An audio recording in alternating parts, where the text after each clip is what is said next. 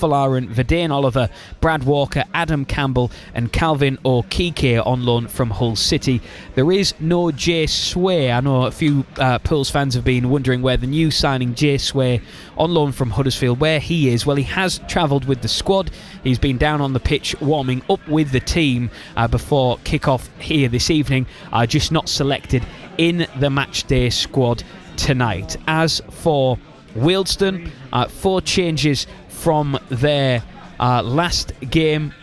The result that they had against Yeovil last time out, and it's a result that sees them tonight with those 4 changes. Dion Woodman coming in, Anthony Georgiou, Nathan Shikuna and Micah Abiro, who scored the winner in the FA Trophy semi-final against Marine on Saturday to book them a place in the final at Wembley. We're underway.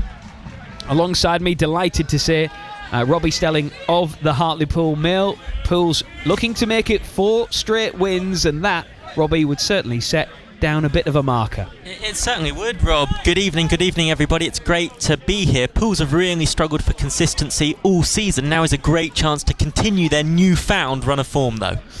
As Pools have to disrupt a Wealdstone attack. It is Wealdstone kicking from right to left. The ball in the penalty area. Biro might have some space, but he's quickly crowded out and then out-muscled, and Pools are able to clear into touch. They have to do it desperately because Wealdstone, off the back of that win on Saturday, have started with a team full of confidence, or like a team full of confidence. Crossing the penalty area, takes a deflection, hangs up in the air, might drop kindly for Wealdstone, but Pools are able to clear. Headed back towards goal though. Jay Ben heads forward for Jamie Miley, just gets his body between the man and ball, and Pools are able to clear down the line and out into touch. And Wealdstone, Robbie, have really started with some with some real purpose. Well, a very energetic start from the home side, Rob. We spoke before the game. We wondered whether there might be a bit of a hangover, perhaps literal and metaphorical, after their success at the weekend.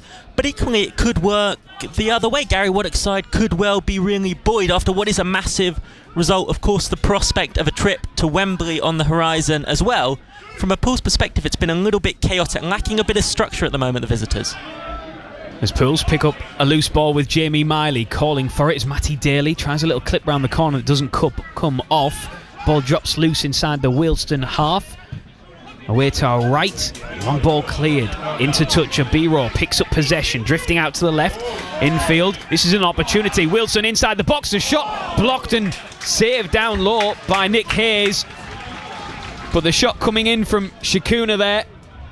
And again, the warning signs early on, 2 minutes in, for Hartlepool United, who are just having to reorganise. You can see Jack Hunter down in front of us inside the centre circle, just trying to organise that back line. Wealdstone have started with real confidence and continued in that manner. And it all comes from really good forward play from Mika Abera. Makes that really good forward run, operates on the shoulder. Clearly someone with good running power, scored the winner on Saturday. But again, from a Pools perspective, you have to say the gap between Jack Hunter, who's been outstanding, it has to be said, since dropping back to centre-half, and Max Coogan was far too wide. They left a big gap that Ibero was able to exploit. Credit to Nick Hayes, who got down well in the end.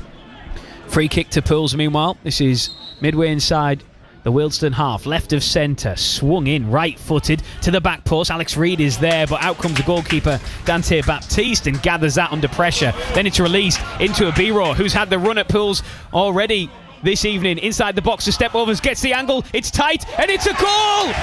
He finds a way through anyway. Micah Abiro, fresh after Saturday's winning goal, which booked Wealdstone a place in the FA Trophy final at Wembley. He's continued in the same manner. He twisted, he turned, he got the angle. It was really tight, but he found a way past Nick Hayes anyway.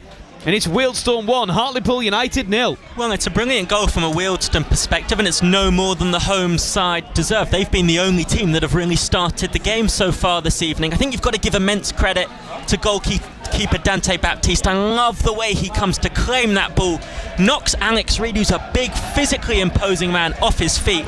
Distribution superb to pick out Ibera, who's been really, really bright, clearly buoyed by having scored the winner on Saturday. While it's a really good goal for the home side's point of view, Pools will be ever so disappointed because it is, in essence, a long ball forward from the goalkeeper. J. Ben tries to retreat and deal with Ibero. He's out-muscled, but it's really disappointing when you concede a goal that goes from the goalkeeper to the striker. Full credit to the home side, but a game that I think Pools would have come into with plenty of confidence has not started at all as Nicky Featherstone would have hoped.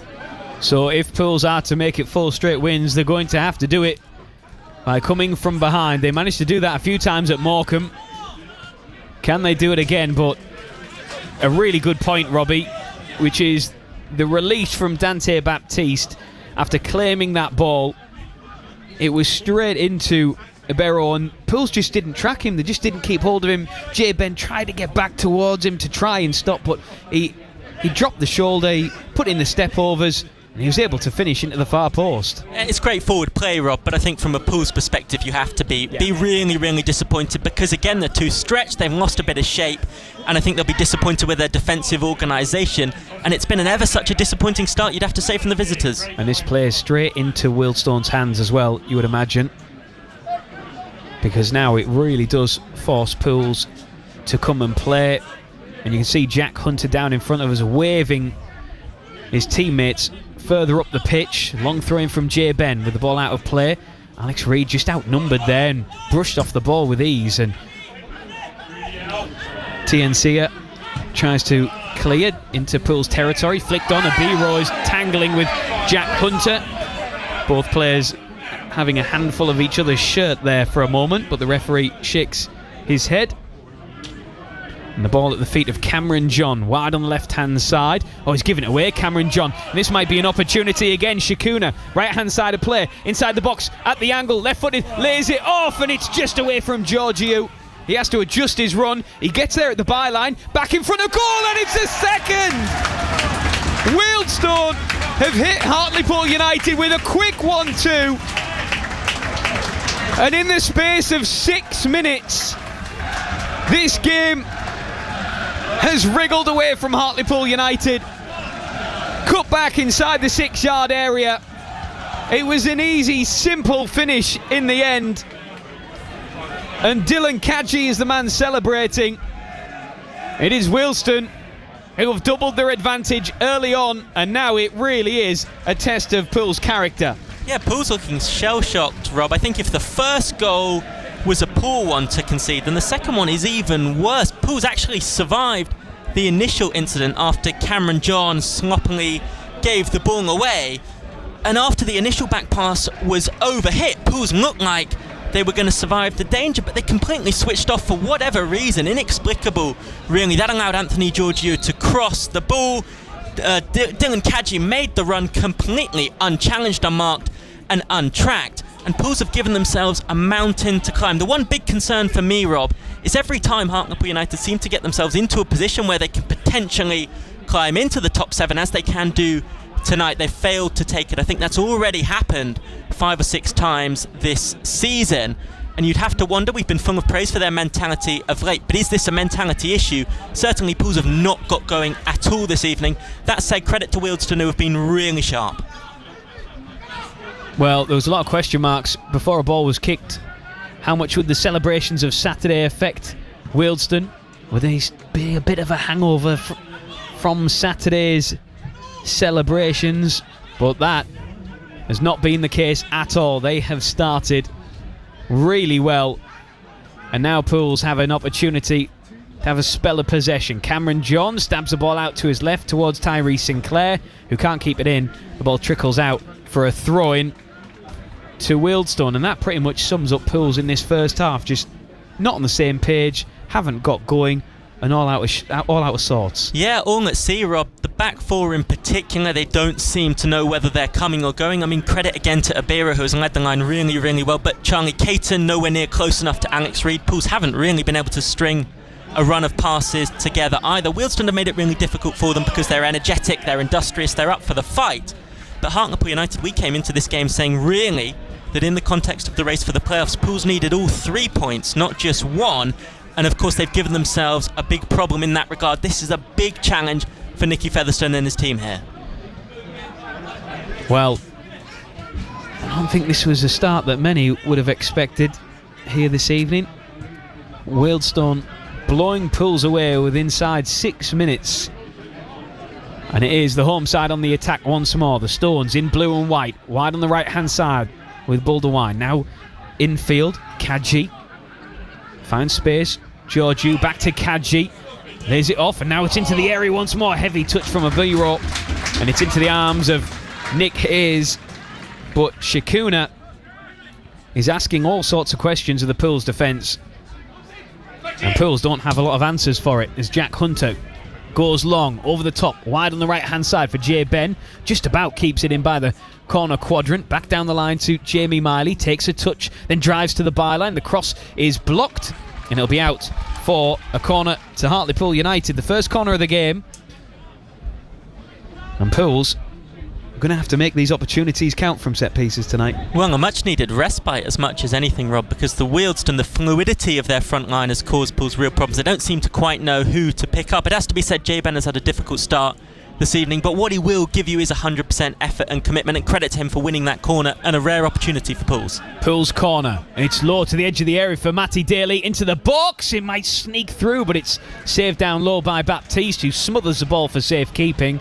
A training ground exercise which almost comes off. We've seen that a few times in recent weeks. The ball to Daly on the edge of the area, but not enough in that to really cause Baptiste any issues. And just to add insult to injury, Southend already 1-0 up against Yeovil. So a reminder that if Pools were to win tonight, and granted with 10 minutes gone and Pools trailing by 2-0, it looks a tall order already. But if Pools were to win, Southend to lose, then Pools would go into the top 7. That, though, Robbie Stelling, feels a million miles away at the minute. It certainly does, Rob. I think at the minute Hartlepool United's primary concern has just got to be to try and get themselves back into the game. And the first thing they've got to do, I think, is try and take control. They've got to try and string some passes together, because the slightly stretched nature of the contest in the opening 10 or 12 minutes is suiting Wealdstone. It's suiting their pace up front, and they've been able to expose Pools too many times. Pools on the attack, wide on the left-hand side. Too much on that through ball towards Sinclair. It's out for a goal kick. So this game here this evening, Wealdstone 2, Hartlepool United 0 after 11 minutes, is one of 3 this evening. Southend 1, Yeovil 0 is the latest score, as is Woking 0, Altrincham 0. Keep you up to date with Spennymoor Town against Kidderminster in the National League North. And also England in action against Japan this evening. Still goalless between Spennymoor and Kidderminster in that National League North game. Our featured match for you there. And we'll keep you across it throughout the evening. The ball dropping inside the Pools half of play. Wealdstone just first to every ball at the minute. Georgiou inside the centre circle, outside to this near side now for Tiencia. Well, he's dispossessed by Matty Daly. And now Caton back into Daly, who's continued his run. Squared to Alex Reid against his former club as he dances inside the box. Just takes him outside of the area. And Pools have to build again. The ball with Cameron John. Back to Reid once more. Now Sinclair joining the attack as he circles away from danger. Pushed back towards the halfway line. Good organisation from the Stones. Have every blue and white shirt back. Pools in possession with Corgan. Now into Sharon. And Cameron John squares infield for Jamie Miley, in danger of overrunning it. And the ball switched out to this near side towards Jay Ben. Intercepted though, but the orange shirts of Hartlepool United have it back. And as impressive as Wealdstone have been in possession, also look really impressive out of possession this evening. They certainly have, Rob, and I think the standout feature for me is that they're playing with a really high front 3 with Shikuna, Wells Morrison and Ibero. That enables them not only to pose an instant threat on the counter-attack whenever they win the ball, but it allows them to press really, really well. And so far, Pools haven't been able to play through them. We've seen them increasingly try to go long, ask the likes of Reid and Caton to run the channels, and we've hardly mentioned Therese Sinclair, and that is telling. As Jack Hunter heads the ball back into the arms of Nick Hayes, and then he balls it out underarm to Nathan Sherrin. Now Miley. It is that that front three that have caused Hartlepool United all sorts of issues early on. Nick Hayes with the ball at his feet, ushering his teammates forward. This is going to go long into the night sky, darkening by the second. The floodlights beaming down onto the pitch, shadows across the surface as Wealdstone win the second ball. Pools dispossess the home side though with Jack Hunter. And again back to the feet of Nick Hayes, all in purple this evening with the flashes of white. Now Cameron John, short of the halfway line, left-hand side of play. The huge digital scoreboard over on the far side, reading Wealdstone 2, Hartlepool United 0, and Pools have been dispossessed. Buldewine, edge of the area, they're queuing up. Georgiou is calling for it inside the box, it's just over hit, and it goes out for a goal kick.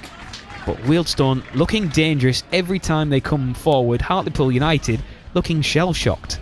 And Wealdstone are dominating the midfield battle as well. I think occasionally, sometimes Pools lacking that engine room, just someone to grab the game by the scruff of the neck. Inevitably, the player that you would think would do that is Nathan Sharon. We can see him barking instructions in front of us at the moment, but they really need someone to take control of this game. Alex Reid is offside, he's through on goal. He was going to try and take it round Baptiste. He finishes for good measure anyway, but the offside flag was up early, and Reid's goal was denied before it even hit the back of the net.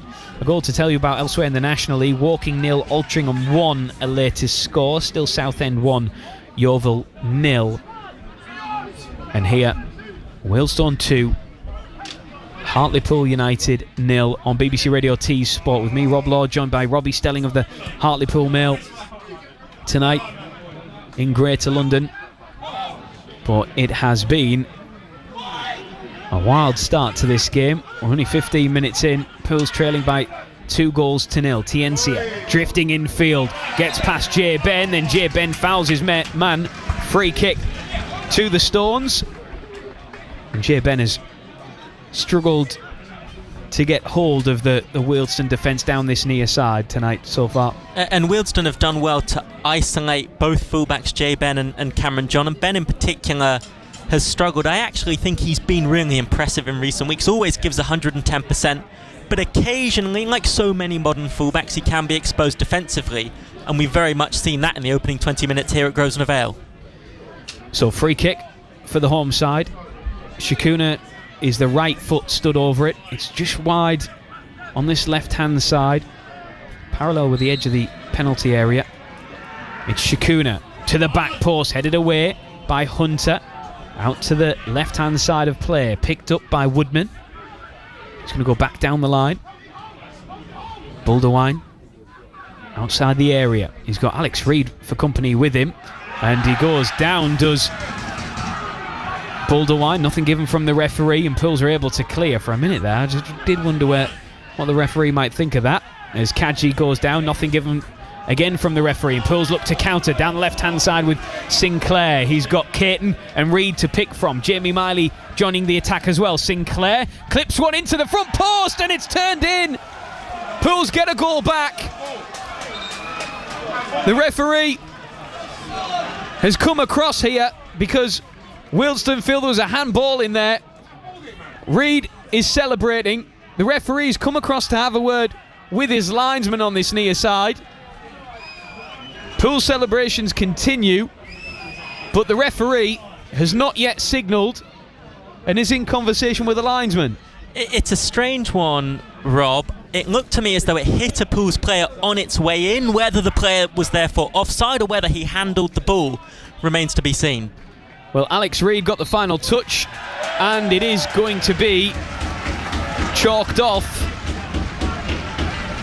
Well, Pools thought they'd scored, but the scoreboard still reads Wealdstone 2, Hartlepool United 0. Alex Reid had the shot. It looked like it hit Charlie Caton on the way in. The referee looked like the linesman flagged as if it was offside rather than handball. So pick the bones out of that one. We're not privy to replays here at Grosvenor Vale, but that will be a talking point. As Matty Daly collides with his man. Pools have possession on the halfway line. Daly hits a huge diagonal out to the far side for Sinclair, who plucks the ball out of the air, does really well, settles it down and drives to the byline, looks for bodies at the front post. It goes behind and it will be a goal kick rather than a corner that Alex Reid was adamant should have went the way of Hartlepool United. Still Wealdstone 2, Hartlepool United 0. But Robbie, will that disallowed goal give Pools a little bit of momentum? Will it give them something, a bit of belief? Because so far in this game they've been nowhere near it. Well, I think certainly Nicky Featherstone will first and foremost be frustrated. Clearly there are positive signs that Pools are beginning to haul themselves back into the game. In particular, Tyrese Sinclair, that goal that wasn't came out of the fact that he was able to isolate his fullback for pretty much the first time all evening. It was a strange one, wasn't it? Difficult to tell exactly what happened from where we were. It did look as though Alex Reid's initial effort cannoned off Charlie Caton, who might well have been in an offside position. The referee consulted with his assistant. Difficult again to tell, but that will certainly feel like a kick in the teeth for Nicky Featherstone's side. Well, the official word is that it has been disallowed for offside on Charlie Caton as Pools on the attack with Jay Ben. Reid wants it, instead he goes out to his right hand side. Good delivery, it might break for Caton, who slides in and just can't get on the end of it. In fact, it was Matty Daly stretching inside the 6-yard area, but the ball eluded him and it is a goal kick instead. So Pools showing a little bit more urgency now, showing a little bit more of a threat anyway, at least. Certainly in terms of the patterns of play, Hartlepool United getting themselves back into the game. Of course, given the fact that they started so poorly, they've given themselves an awful lot to do. It was a really good late forward run from Matty Daly. I'd love to see him do that a little bit more often. Got 4 goals this season and has started to grow into his role after a bit of a slow start. Clearly a player capable of making things happen. Technically very good, but if you're going to play that number 10 role, it's so important that you're prepared to make those breaking runs from midfield, and we saw him do that and he was within inches of pulling one back for Pools. As Wealdstone go long down the right hand side, chasing it is Dom Hutchinson, gets there as well to the corner flag. This is danger for Pools, low to the front post. Abiro is there once more, but he's just brushed off the ball by Cogan. It's cleared only as far as Shakuna. Step overs, right footed shot, spilled by Nick Hayes and tapped in. And Wealdstone are running away with it. 21 minutes in, Micah Abiro has his second. It's Wealdstone's third. The initial shot from Shakuna was spilled by Hayes straight into the path of Abiro, who didn't need another invitation, and he buried it. It's Wealdstone 3, it's Hartlepool United 0, and Pools are absolutely shell-shocked. Well, defensively, Rob, they've been so poor. It's very rare to see Hartlepool United be so stretched. Generally, they tend to be pretty solid defensively. Yes, Nicky Featherstone has made some changes to his team and his shape in order to try and make Pools a little bit more expansive and a little bit more of a threat going forward. I think, again, you've got to give credit to the home side, who have done really well to expose their defensive deficiencies. Major questions, and not for the first time, Rob, have to be asked over goalkeeper Nick Hayes. He's a big man, he's powerful. One of the problems that he has is that he does tend to struggle getting down low to deal with shots. By no means is it a goalkeeping howler, but I think he'll have been really disappointed not to have pushed Nathan Shakuna's initial effort further out of danger, because Mika Abero was waiting to strike, and it has been a bitterly disappointing start to an evening that promised so much for Hartlepool United. Well, this is incredible.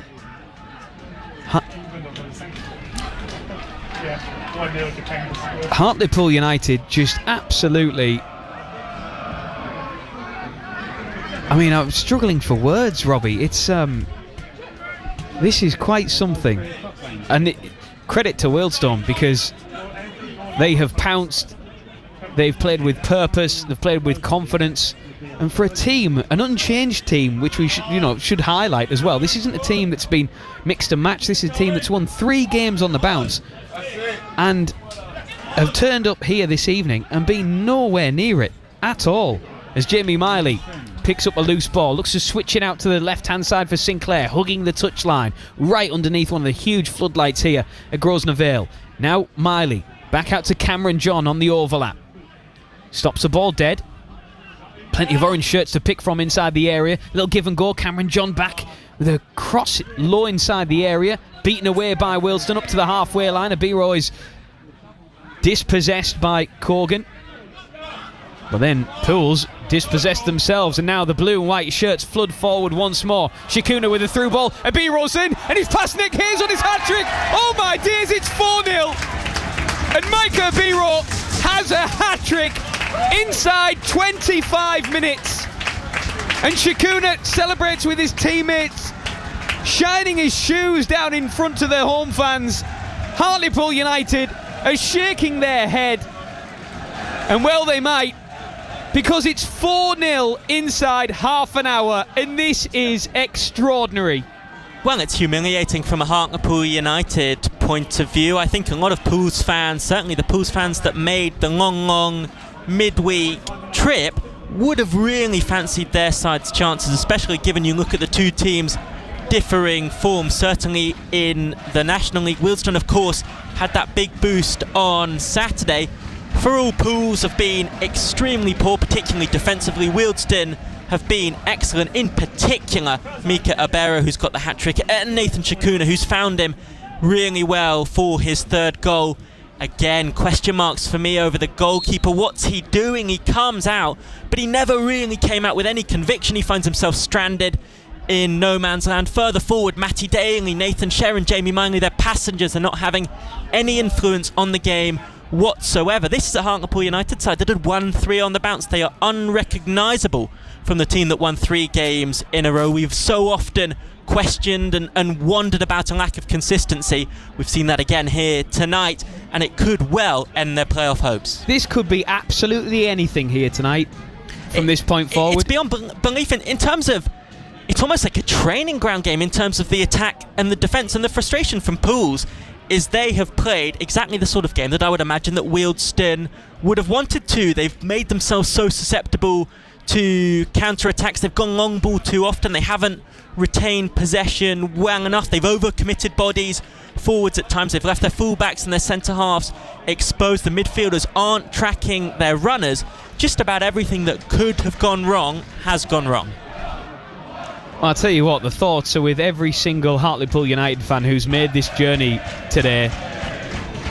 Midweek in Greater London, on the day that England are playing Japan at Wembley, so traffic has been a bit of an issue as well for many of the poolies making the trip. And they are watching their side be utterly dismantled at the hand of Wealdstone, and it might yet get worse. Shikuna, edge of the area to Georgiou, cross to the front post. Nick Hayes gathers that one, and he keeps tight hold of it. Well, I take your point, Robbie, that the through ball from Shikuna towards Abiro for the fourth. Nick Hayes came a long way out of his goal. He was on the edge of his 18-yard line, sliding in at his feet, and that just meant that the Wealdstone forward just had to take a touch, put it round the goalkeeper and tap into an empty net. And frustratingly, Rob, he was never going to get there. Look, we all can make misjudgments. Being a goalkeeper is a really, really difficult job, but if he doesn't make that movement, if he stays on his line, then there's no way Abero has such a simple finish. Certainly Nick Hayes might still have a save to make, but I've got question marks over the goalkeeper. Look, he's got plenty of pedigree. He's reached the National League playoff final on 2 occasions with Solihull Moors and Southend, but I have to say he hasn't filled me with confidence at all. He's had some good games, yes, he's had some good moments, a really good save in keeping a clean sheet against Truro recently, but I think there have been more poor moments and too many mistakes. Cameron John with a cross deep in towards the Wealdstone penalty area. Alex Reid goes down, nothing given from the referee. That would have been soft if it had been given. Wealdstone in possession by their own corner flag. Played infield, Shikuna picks it up. Little pass, it's all too easy for Wealdstone, and there's so much space, and forward they come again with Wells Morrison weaving towards the edge of the area. Abiro clips one into the back post, nobody there, and he apologises to his teammates. He doesn't have much apologising to do because he's scored a hat-trick, Micah Abiro, already. And Pools with 28 minutes on the clock, are absolutely, I said the word shell-shocked previously, it's the only word I can think to describe it, because they just look like passengers in this game. And the bizarre thing, Rob, is that they continue to be so gung-ho. They're so stretched and they're so exposed. You've got someone like Nathan Sharon, whose job should be to screen the defence. He's 30 yards in front of the back four. He can see how much his back four are struggling, and I'm certainly not pinning the blame for the scoreline at Sharon's door, but as a senior player, as the captain this evening, they need someone. Look, they're 4-0 down. It would be a miraculous turnaround if they were to get anything from this game, but what Pools need to do to give themselves even 1% of the chance is try and take some of the momentum out of this Wealdstone performance. They need to try and get some control in the game. They're not going to get the game back to 4-4 before half-time, but they need to try and take some sting out of the home side, and I think that comes from being a little bit more solid. Sharon needs to drop a little bit deeper. Minley and Daly again going missing too often. J-Ben far too often exposed. Big concerns for Pools. As Nathan Sharon just sees the ball run over the top of his foot, it's cleared by Wealdstone into touch right down in front of us. Throw in by J-Ben to the feet of Sharon. Goes back to Jack Hunter. Keeping you up to date with just a stone's throw away from Grosvenor Vale, slightly bigger stadium, Wembley, where England are hosting Japan. England 0, Japan 1 is the latest score. Matoma with the only goal of the game so far. And Ivory Coast are leading Scotland by a 1-0 also. But here in the National League, our feature commentary for you on BBC Radio T Sport this evening. Wealdstone 4, Hartlepool United 0, and all 4 goals coming inside 25 minutes. A Micah Biro hat-trick, and Pools absolutely nowhere near. As Reid and Cameron exchange passes. Reid wide on the left-hand side. Goes back down the line. Plenty of orange shirts calling for it. Charlie Caton is one on the edge of the area. Shot from distance from Miley, which would have been spectacular, but it rebounds wildly, and Max Cogan comes under pressure from Ibero once more. But Pools mop it up, and at the base of the centre circle try to build with Jack Hunter. 15 minutes still to go until half-time. Penny for the thought of Nicky Featherstone, the Pools manager, after what he's seen here this evening. Matty Daly, edge of the box, tries to find Reid, but he's overhit it. It just needed to be teased into his path. Instead, it was hit with real force, and that sees the ball go over to the byline, where Dane Baptiste will smother it under the watchful eye of Tyrese Sinclair, who now has an awful lot of room and space to make up as he darts backwards. Wells Morrison finds Shakuna out to Georgiou. Another Wealdstone attack, edge of the Pools penalty area. Still going as Georgiou has just drifted all the way through. Shakuna is there. The shot is blocked. Might get a second opportunity as he pulls it out of the air. Back to goal. Turns inside the area. Lays it off for Georgiou. Sliding challenge there from Pools, but it's only half cleared. Shakuna still has a chance to score, and it's 5! Anthony Georgiou latches on to a loose ball that was parried into space, parried into the feet of Georgiou, who once again just rolled it into the back of an empty net. Hartlepool United are 5-0 down at Wealdstone, and there's only 32 minutes on the clock. This is a quite ridiculous performance. Well, what can you say, Rob? I genuinely don't think even the most pessimistic of Hartlepool United fans, and look, we've seen some things during our time following, supporting, covering Pools, whatever you like. I mean, it's beyond belief. Again, you've got to give huge credit to the home side, who have been absolutely outstanding, but Hartlepool United have been equally extremely poor in every single regard, and it's almost a carbon copy of the earlier goal. Nick Hayes, I think, actually, to give him his due, does pretty well this time to keep out the initial effort. Anthony Georgiou has caused problems all evening so far with those overlapping, purposeful, marauding forward runs. Pools, again, they are over-committing for a side that are struggling to get into the game. They're leaving too many men up, and I know Featherstone's drawn plaudits for a slightly more attacking approach of late, but sometimes you need to play the situation. Pools are trying to play with a front three. In effect, Sinclair is far too high. Caton and Reed aren't really offering anything in terms of a press. They are effectively, I think, Rob, you said it earlier, they're passengers, they're bystanders, are not having any impact on the game. The midfield non-existent as well, and it's effectively a back four who are having a torrid time, being left to try and deal with Wealdstone's really impressive front three, as well as the two overlapping fullbacks, wing-backs, whatever, and runners from midfield. And at the moment, Pools haven't got an answer, and it feels already that it's just going to be damage control for Nicky Featherstone and his side. We said earlier this could be absolutely anything, and it still could be. 10 minutes to go till half-time, and look, you know, in previous goals, there was questions asked of Nick Hayes. I think you're absolutely right in what you say there, Robbie. He did really well initially to stop the effort from Shikuna, which looked to be curling in low to the back post. He got a glove on it, stretching outright, got down low, but lurking was Anthony Georgiou, who just again had to tap it into an empty net. And the other thing I'd say in defence of Nick Hayes slightly is Wealdstone are absolutely slicing Hartlepool United open at any given opportunity.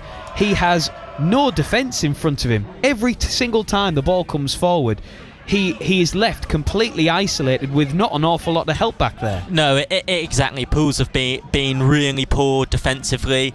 They don't really seem to know whether to stick or twist. And look, I've publicly said this week that I would like to see Landon Smith put his faith in Nicky Featherstone. Obviously, that's a difficult case to make at the minute, but I think if you look at over the course of Featherstone's tenure so far, there have been more positives than negatives. I would, however, have to say I'm concerned about an almost altogether absence of a game plan. I can't work out what Pools are trying to do defensively. Are they trying to press? Are they trying to sit deep? They don't seem to be playing a particularly high line, but they're not really sitting off enough to negate Wealdstone's attacking threat in terms of their pace and energy. Pools are completely listless. Well, thanks to Deanne, who's been in touch on X at BBCT Sport is where you'll find us. Says, unbelievable this, always the same when they've had a weekend off. I'm so embarrassed to be a Poolie tonight. And Deanne, I hate to tell you, but Wealdstone are on the attack again, down the right-hand side, this time with Hutchinson. Gets past his man with ease, he's still going. Hutchinson at the byline, the cross is eventually blocked, and it will be a corner to the Stones, their first of the evening. And let's just hope they're no good at corners. Wealdstone 5, Hartlepool United 0. With 37 minutes on the clock. A sentence I certainly did not think I'd be saying this evening. And it has effectively been attack against defence for the most part. Once again, I don't want to sound like a broken record, but Cameron John and Jay Ben so often isolated with no help from either the wingers or their midfielders either. Corner to Wilson, a mass of bodies right underneath Nick Hayes. It's headed away by Corgan, comes out to Wells Morrison, does well to head back into danger. Controlled on the edge of the area, Pools eventually get it way to the halfway line. Tyrese Sinclair is there fighting for it and wins a throw-in. It's about the only thing Pools have won this evening. There's Cameron John in possession. Pools with the ball inside their own half. As the evening darkens and street lights and lights inside flats and houses around the stadium here in Greater London start to flicker into action. As Pools cross the halfway line, all in orange, out to this near side for Caton. Infield for Daly, tries a little return pass to Caton, just too much on that, and it will be... Oh, Caton has actually won it, but he's won it illegally by fouling Connor McAvoy, according to the referee, and it will be a Stones free kick inside their own penalty area with 39 minutes on the clock, and thankfully only 6 minutes to go till half-time. And it's going to be interesting to see what Nicky Featherstone does at half-time. You imagine the proverbial rocket will certainly be administered, but at 5-0 it's difficult to justify not making changes. You would imagine that he will turn to his bench. I'm a little bit surprised actually, given how the game has gone, in particular the scoreline, because it's already a rout, let's be frank about it. The Featherstone hasn't already turned to his substitutes bench. He does have options. You would wonder though whether he has anyone again who's going to come and grab the game by the scruff of the neck, because the concerning thing from a Pool's perspective is there has been a bit of a lack of spirit, determination, heart, and we saw that in abundance. I don't think you can be too critical in that regard, because we saw it in abundance. They came from behind twice to win late on against Morecambe last week, but this evening, for whatever reason, and that's a big concern, Featherstone has said often this season, sometimes you get a really high level of performance, sometimes you get a really low level of performance. At times it feels like there's almost no in between, and that has been highlighted. The worst of Hartlepool United this season has been highlighted in this first half. Jay Ben receives it inside his own half, gives it back to goalkeeper Nick Hayes. And the most possession Pools have had is been in their own half so far in this game. Hunter, as Kidderminster have taken the lead. Now a featured game in the National League North this evening, so Spennymoor 0, Kidderminster 1, a latest score. Here, it is not even as close as that. It is Wealdstone 5, Hartlepool United 0, with 5 minutes to go till half-time. A huge diagonal ball that ends up in the arms of the Stones goalkeeper Dante Baptiste, who's only kept 6 clean sheets so far this season, conceded 65 goals in 39 appearances, Baptiste. And I'm saying that now because it doesn't look like he's going to concede this evening, that's for sure. No, and of course Pools will be frustrated, perhaps understandably, with the goal that wasn't, but other than that, they haven't really laid a glove on Wealdstone in an attacking sense. They just haven't been able to get into the game. It's hard to remember them really stringing more than 3 or 4 passes together. A long ball forward, Abiro picks it out. It might yet fall for Kaji, who is dispossessed by Nick Hayes. It could have been 6, and it almost was. But Nick Hayes was able to close down Kaji right when he was about to pull the trigger. Now Caton and Jay Ben linking up on this near side, over hit by Caton, and the ball will run down towards the Wealdstone corner flag, down to our right hand side. And forward goes the ball from Baptiste, hangs in the air. Corgan gets underneath it, flicked on by Sharon. Wells Morrison dispossessed by Daly, and now the ball still falls for the blue shirts. It just seems to fall that way every single time.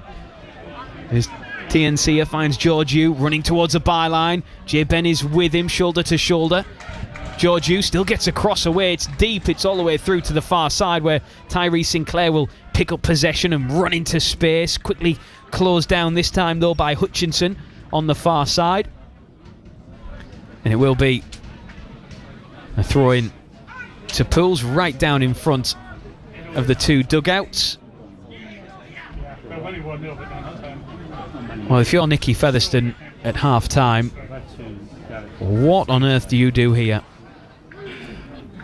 I'm going to answer my own question here, Robbie, and assuming that you will agree, you make a bucket load of changes. Well, you have to do something, and as much as anything, Rob, you have to be seen to be doing something, because this performance in terms of attitude, application, effort, commitment is unacceptable.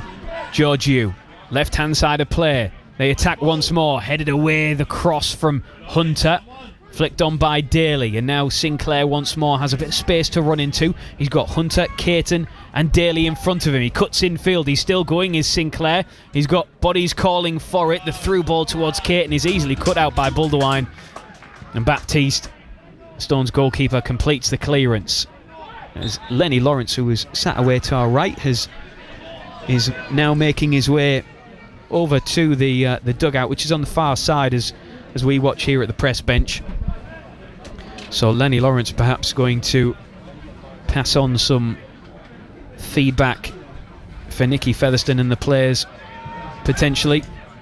We better hope he has a magic wand, Rob. I think even someone of Lenny Lawrence's experience, 77 years old, more than 1,000 games in management, a former Premier League manager, of course, cannot have seen many first halves quite like this. Wells Morrison brings the ball forward, finds Georgiou on this near side, back down the line it goes to Tiensia, who is easily running through the Pools midfield. Loose ball there, collected by Jay Ben, and now Hunter into Jamie Miley. inside the centre circle, scanning the pitch as he drifts out to the left, hits a clip ball into space for Cameron John to get on the end of, gets across away, might yet break for Charlie Caton inside the box towards the byline. He's fighting for possession, but he's brushed off the ball, and Georgiou will pick it up back towards the byline and cleared up towards halfway. Intercepted by Sherrin, just bounces awkwardly for Miley. Sherrin tries to get there, slides in and does. Now Matty Daly through the centre of the pitch, being mobbed by blue shirts. Little flick behind his standing leg, finds Sinclair from distance, scuffs his shot well wide, and it remains Wealdstone 5, Hartlepool United 0, and that was about the longest spell of possession that Hartlepool United have had in 44 minutes of football. And at least a rare moment of ingenuity and invention from Daly. One of the biggest frustrations for me, Rob, one of the big problems that I have with this first half performance is sometimes you just have to accept you're being beaten by a better team. But in the last 10 or 15 minutes in particular, I've seen too many Hartlepool United players running at 70%, even jogging and walking. Wealdstone want it so much more. This is the Wealdstone side who, relatively speaking, are safe in the National League with less, you would say, in purely league terms, to play for than Hartlepool United. It's very difficult to see this. It's very difficult to accept this level of effort and commitment from Hartlepool United, and it's in stark contrast, I have to say, to the home side who have been outstanding from the first minute so far. 3 minutes of stoppage time at the end of this first half, and it's Wealdstone in possession. Shakuna is just having... He's like the oldest kid in the park playing against people half his age. That's what it looks like. He's just running the show and doing so with complete ease.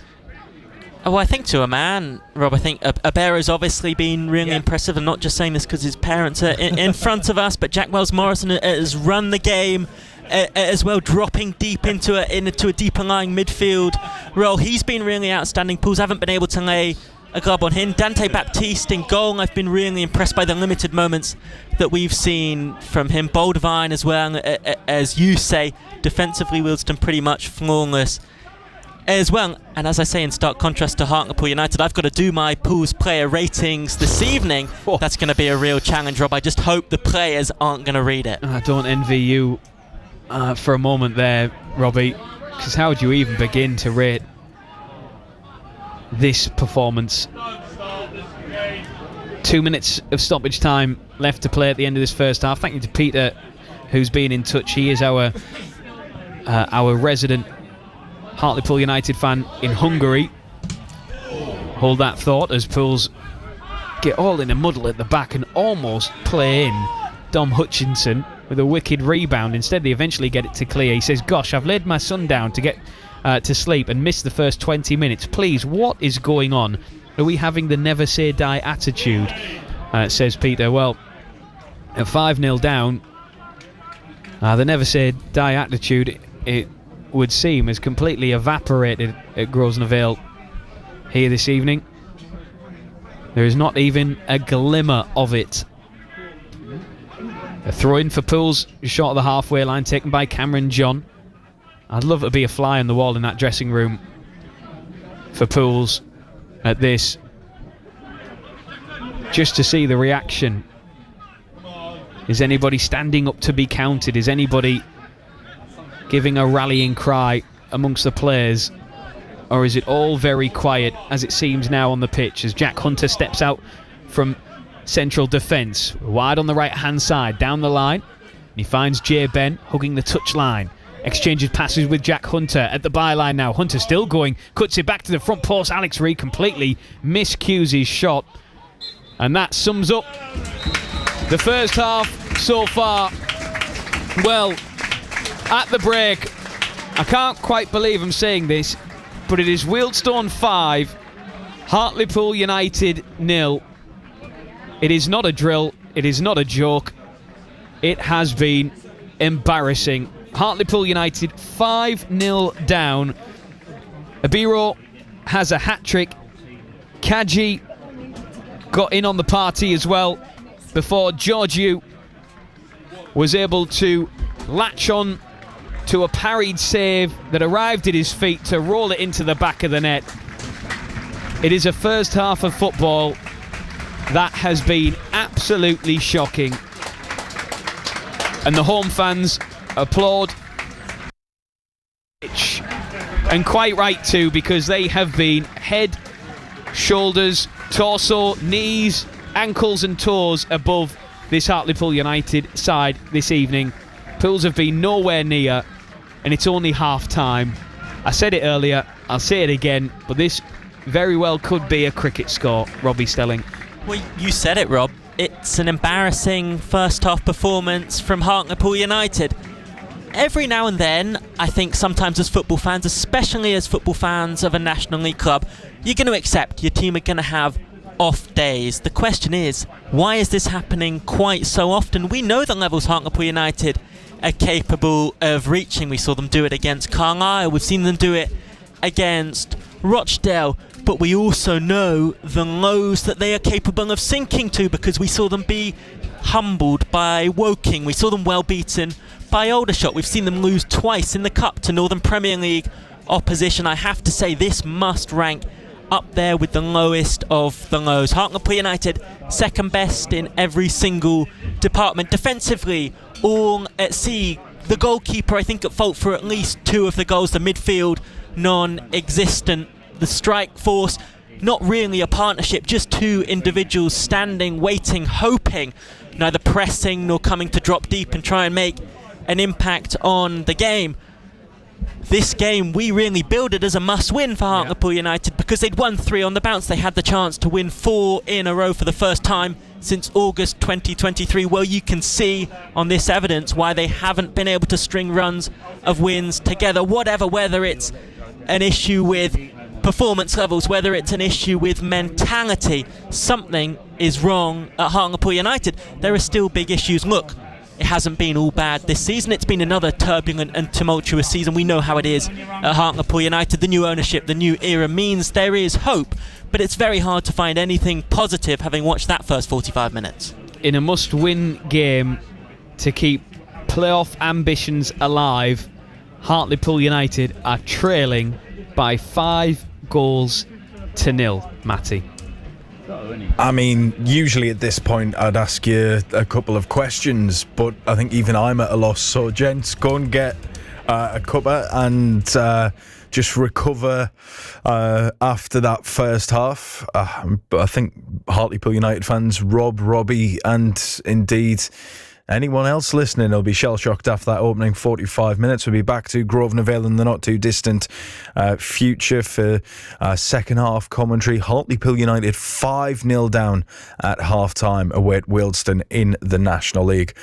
I'll bring you the goals after that first half and scores from elsewhere after this.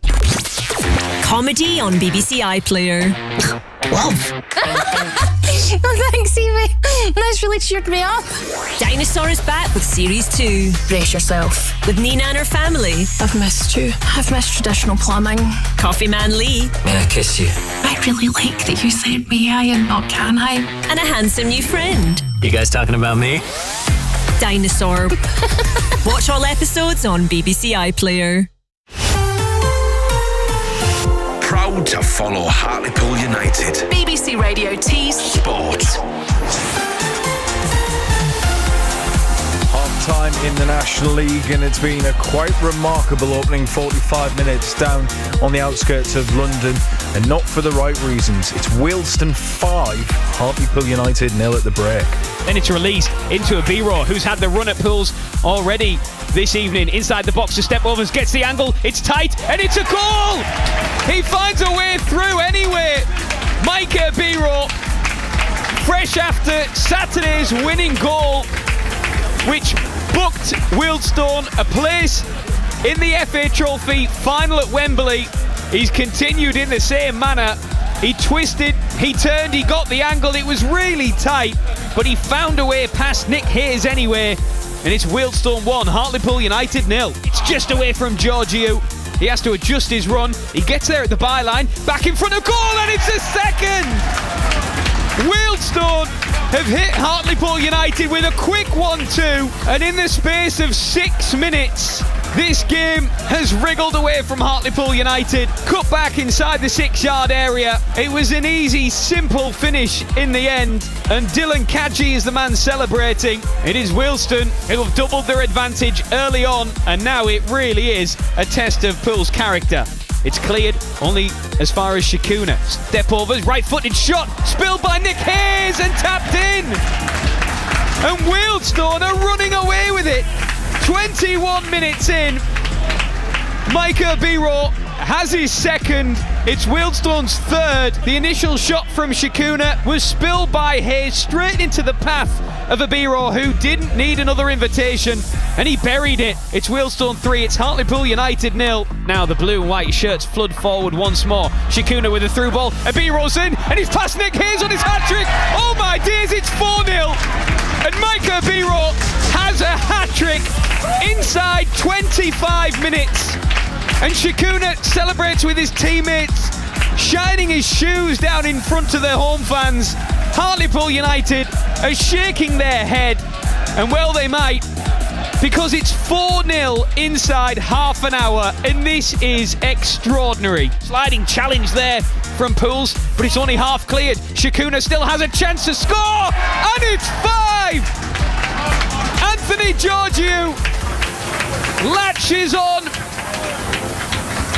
to a loose ball that was parried into space, parried into the feet of Georgiou, who once again just rolled it into the back of an empty net. Hartlepool United are 5-0 down at Wealdstone. Yeah, quite staggering first half down on the outskirts of London. We'll be back for second half commentary shortly. Elsewhere in the National League this evening, it is Southend United 1, Yeovil 0 and Woking 0. Altrincham 1 in the European World Cup qualifiers at half-time. It is Bosnia and Herzegovina 0, Italy 3, Czech Republic 1, Denmark 0, Kosovo 0, Turkey 0, and Sweden 2, Poland 1. In international friendlies tonight at Everton's Hill Dickinson Stadium, it is the Ivory Coast 1, Scotland 0. Down at Wembley, it's England 0, Japan 1, and it's also Wales 0, Northern Ireland 1. We're as passionate as you are. BBC Radio T's Sport. Thank you very much to Hector, who's been in touch, who says, Rob, the words that you're probably searching for there was shell-shocked, but the word I was thinking of started with the same two letters. Yeah, we won't elaborate any further on that, Hector, but thank you very much for your message. John, and thanks for keeping it clean as well, because I can imagine it was very tempting not to. John says, Hayes has been shocking again with his habit of spilling the ball, but Pools are walking the game as usual. Can they not run for Pete's sake, says John. Thank you very much for that one, John. Right, we're going to talk boxing just before we head back for second half commentary, because Thornaby's Joe Maposa is back in the ring next month after almost 18 months without a fight. Smoking Joe will take on Malawi's Aubrey Misamba in Harare in Zimbabwe on the 11th of April, and he says it's been a long time coming. Oh yeah, it's been very frustrating. You know, all I want to do is be in the ring and be active and just push on towards my goals. But, you know, certain things have happened where shows have fell through, injuries have came up as well. But I guess it's all part of the game, and we just keep our head down, keep working, and I'm really looking forward to getting back to business now. And you haven't just been sat around doing nothing, have you? Tell us a little bit about what it is you do alongside your professional boxing, because I know it's something that you're really, really passionate about, aren't you? Oh yeah, so I've been staying busy, staying active with my job role as well with Evolve Sports Academy, where I work with young children. You know, I mentor them, we teach them life skills. You know, obviously teach them boxing, and it's a really enjoyable job where I get a lot out of it as well. And you know, it's good to see these children sort of doing well. I think that's a big thing with boxing, isn't it? I think if you're not involved in the sport, you don't really know about the kind of life lessons and the discipline you can learn through boxing. That must be quite rewarding for you to pass on. Oh, it is because obviously when I was younger, I had mentors as well, and I had people who sort of showed me the right way to do things and inspired me to go on and do good things, in life and in sport. So it's sort of a blessing for me to give back to these children as well. And I know you're a very passionate Teessider and a Thornaby lad as well. So what's it like to do it in your local area? Do you feel like you're making a difference when you do that kind of work? Oh, 100%, 100%. I get sort of the kids' parents come up to me every now and then and just being really grateful and thankful for the work that I'm doing in the local community, in the schools. And, it's a really good feeling. Back to the bread and butter. So last time out, we're going back to November 24, aren't we? You were over in Ghana, which I remember us talking about how exciting that was for you to get abroad at BBC Radio T Sport when we did speak to you ahead of that one. What was it like to experience going over and fighting Isaac Kwaye in Accra? Oh, you know what? It was an unreal experience. That was my first time boxing as an amateur or professional. In Africa and in Ghana, so just to be there and witness sort of the culture, the people, the different food, and sort of get used to the way they do things and acclimatise to the weather. It was just unreal experience, and something that I'll always take with me moving forward in life. And I'm just so grateful for that experience in Ghana. And what was the fight like itself? Because if I remember rightly, Isaac was a former African champion, so no mug. No. He was a very experienced operator.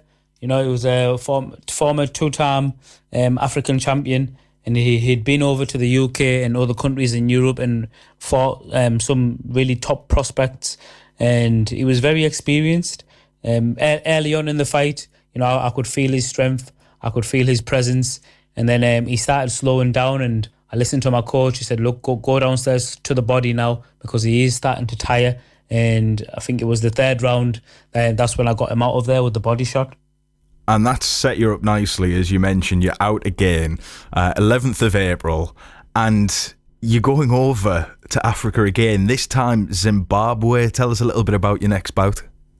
Oh, I'm so excited. To go back to Zimbabwe. I'm originally born over there in Beitbridge, Zimbabwe, and it's going to be my first time fighting on such a huge card in Harare, the capital. I've been invited over to sort of be sub-headlining the show and put on my skills and show all the local people just what I'm about. So I feel really privileged to be invited to go back and fight over there. Yeah, I mentioned earlier you've been a proud Teesside and proud Thornaby lad, but to go back to your home where you were born, where your family's from, your extended family, what does that mean? So when I first started boxing as an amateur, I always had that vision and that dream to one day and to go back to Zimbabwe and have a homecoming show in front of people who've never seen me box before live, in front of family members, cousins, friends that I sort of grew up with over there before I came over to the UK. So I'm really looking forward to touching down in Zimbabwe and putting on a show for the people and just giving back to them as well. I can't wait for the experience. BBC Radio T Sport. Thornaby's Joe Maposa there speaking to us ahead of his return to the ring, I should say, on April the 11th. Right, let's head back for second half commentary on Wealdstone versus Hartlepool United. It is 5-0 to the hosts at half time. Let's rejoin Robbie Sterling of the Hartlepool Mail, and first our commentator Rob Law. Thank you, Matty. I think this is going to be the longest second half of my life, to be completely honest, and probably Poolies listening also, and certainly the longest second half for the travelling Poolies who have made the long old journey on a Tuesday night to come and watch their team, who are now trailing by 5-0 at the break against Wealdstone. There is a mass of bodies getting ready. I think we're going to see 5 straight changes. The first one, you can barely see the numbers from over on the far side, but Verdane, Oliver, Brad Walker, Adam Campbell coming on. Tyrese Sinclair is one of the players making way. I can tell you that much. So Sinclair is off.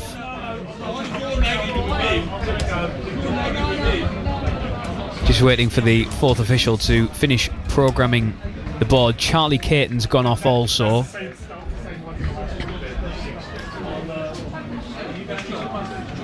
And I think we're going to see Sam Falarin introduced potentially.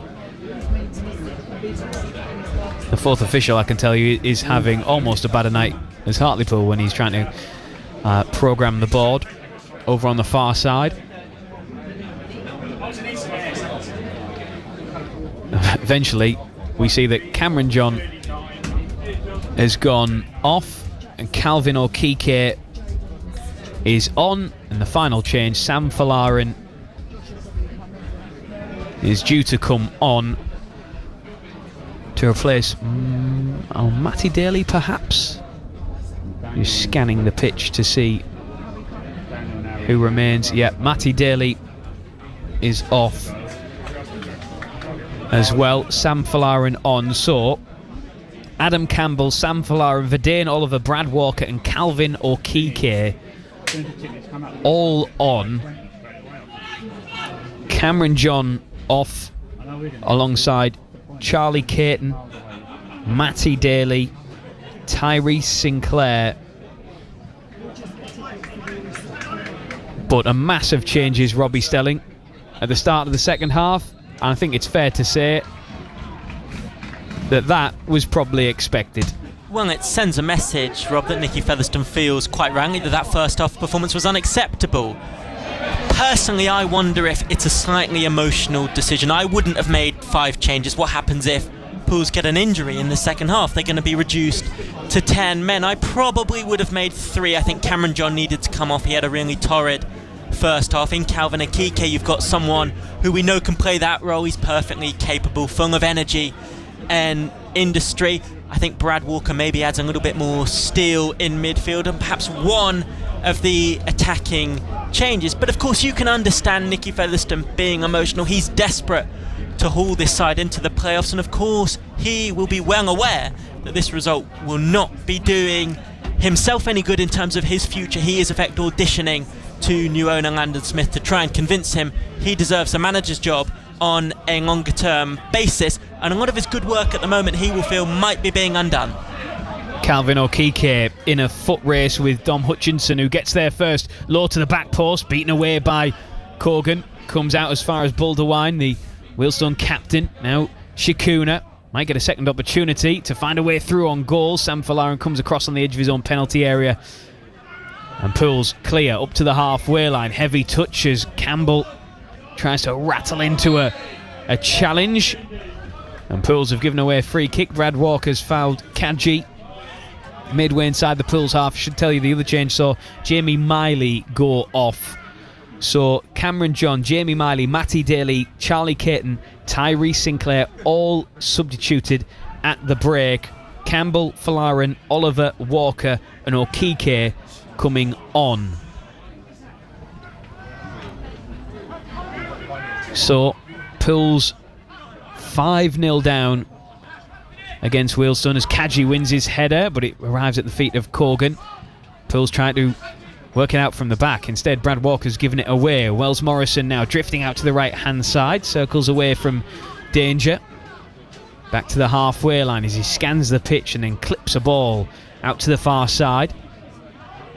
Picked up by Baldwin and back to goalkeeper Dante Baptiste, who goes long, searching for Hutchinson, does well to control it, gets past O'Keeke. O'Keeke gets back at him and prods the ball behind for a corner. Good defending by O'Keeke there, got beat initially but did well to get back. Yeah, credit to him. As a young player, you're inevitably going to make some mistakes. Positionally, he starts off in the wrong place, he gets the wrong side, and Dante Baptiste has got really impressive distribution. He exploits that with another really good raking forward ball, but credit to the teenager who, as you said, Rob, responded well and in the end manages to get his challenge in. So Anthony Georgiou's to take this corner. He's got Wells Morrison as a short option if he so chooses. He's got Shikuna lurking on the edge of the box also, but inside the 6-yard area There's an awful lot of pushing and shoving. It's like a Royal Rumble in there. And the referee is having a close watch over that. The corner, an in-swinger, left-footed delivery to the front post, headed out by Alex Reid. Flicked on by Verdane Oliver, but he's flicked it straight onto Shikunu. Hangs the ball up in the night sky. Drops 25 yards out. Hooked away by Brad Walker and hooked out for a throw-in. Well, the one thing that is for sure, Robbie Stelling, that we will glean from this is just who the characters are, just who the fighters are in this squad. Because at 5-0 down and with 45 minutes to play, that will test your character. And that was probably the most disappointing thing. Obviously, loads of disappointing aspects to the first half performance, but the fact that there was so little fight, so little determination. We talk about, again, the wonderful effort of the travelling fans. We know that Hartlepool United, to them, is a way of life. Sometimes to the players it has to mean more than just a job. It didn't in the first half. Wealdstone on the attack, Kadji at the near post, and a chance as the ball ricochets and bounces wildly at the front post, and it's eventually picked up by Nick Hayes, but there's bodies in there making it really difficult for Pools. They managed to come out on top of it though, and it's a goal kick as Wealdstone have a man down inside the penalty area and in need of some treatment. And the bad thing about this is it means that the game makes the game last longer, which is not what anybody wants at this stage. And of course, it's a long journey. You know, mindful of the Pools fans in particular, the fans that have made the long trip and probably did so with a lot of hope and optimism. We said in the first half, though, Rob, one of the problems, one of the issues that's really faced this Pool side is every time they seem to get within touching distance and they come in to a game knowing that 3 points could potentially lift them into the top 7, they seem to fall to pieces. It's very difficult to legislate for that. Nicky Featherstone, of course, will have questions to answer about the way he set up his side. I think we were all in agreement he did the right thing to pick the same team. Don't change a winning team. Pools have been perhaps not hugely impressive, but the fact is they'd won their last 3 games in succession.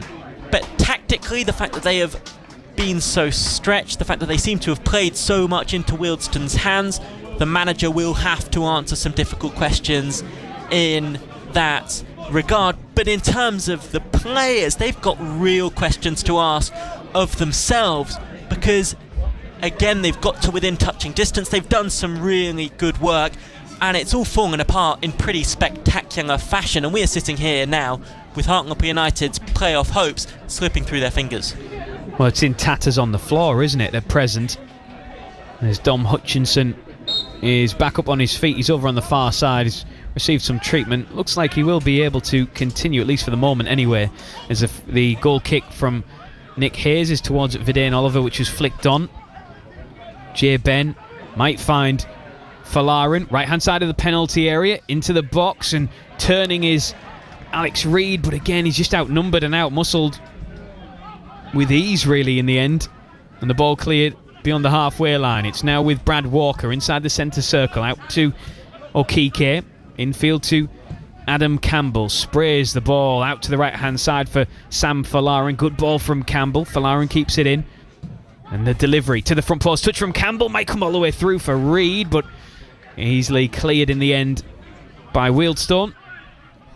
And now the home side can build up to the halfway line. George Yu hugging the left touchline is Hutchinson. Moving infield now. Wants to switch it, and he does so. Buldewine in acres of space. There's nobody near him. He has all the time he would want. He instead squares it to Hutchinson. Right hand side of the box, all the way through to the back post. Shot, and it's saved by Hayes. Right on the goal line.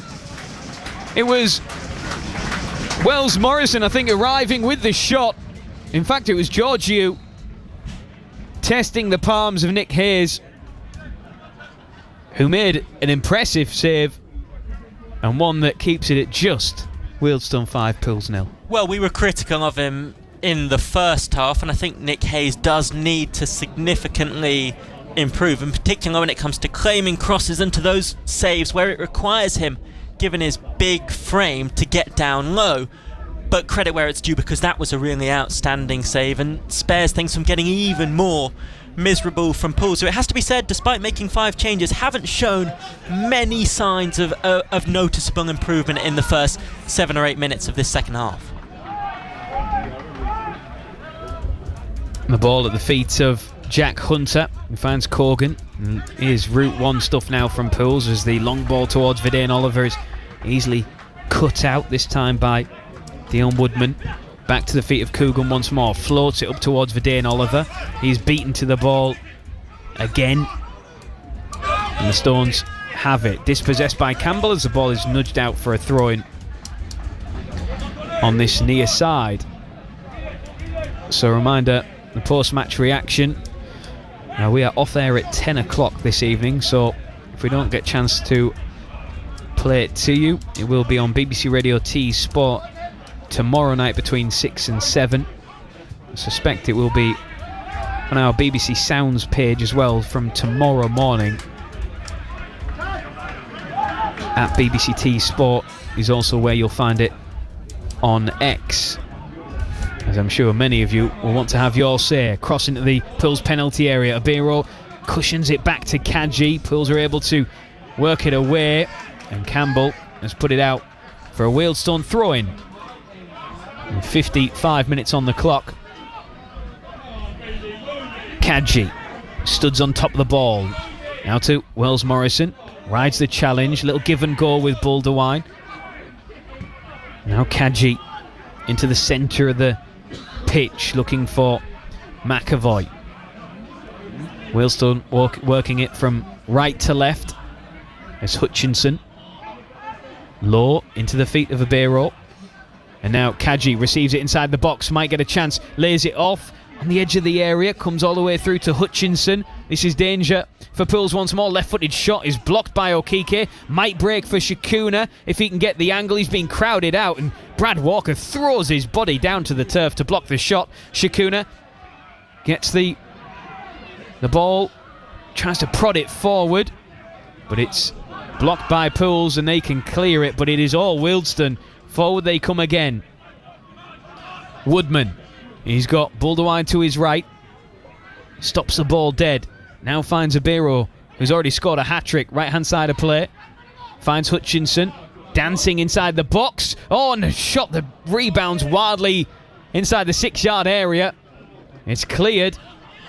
And once again, Wealdstone are playing with Hartlepool United at present, Robbie Stelling. They are, Rob. So often when you see games like this, when a team opens up a significant, unassailable lead in the first half, it almost takes the pattern of a training game in the second half. But actually, credit to Wealdstone, because they are continuing to play with purpose. Certainly, they smell even more blood, because this continues to be a pretty pitiful Hartlepool United performance. Nicky Featherstone has made 5 changes, but it's difficult to see what Pools are trying to do differently. I think their fullbacks are a little bit narrower. Featherstone's asked his wide players to come back and do some work defensively, but again we continue to see Coogan and Hunter dragged out of position, and the home side's front line really run Pools ragged.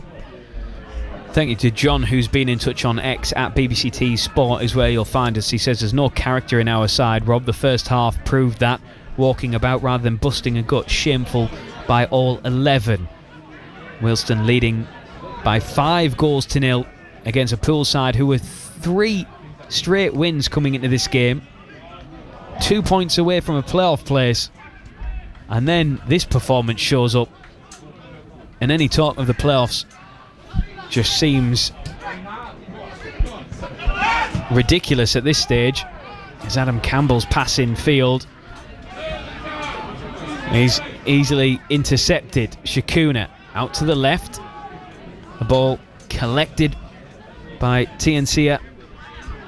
And back once more to McAvoy. Well, this is a Wealdstone side that finished 20th last season, avoiding relegation by a single point. They actually began the final day in the relegation zone, but won 3-1 against Halifax to survive.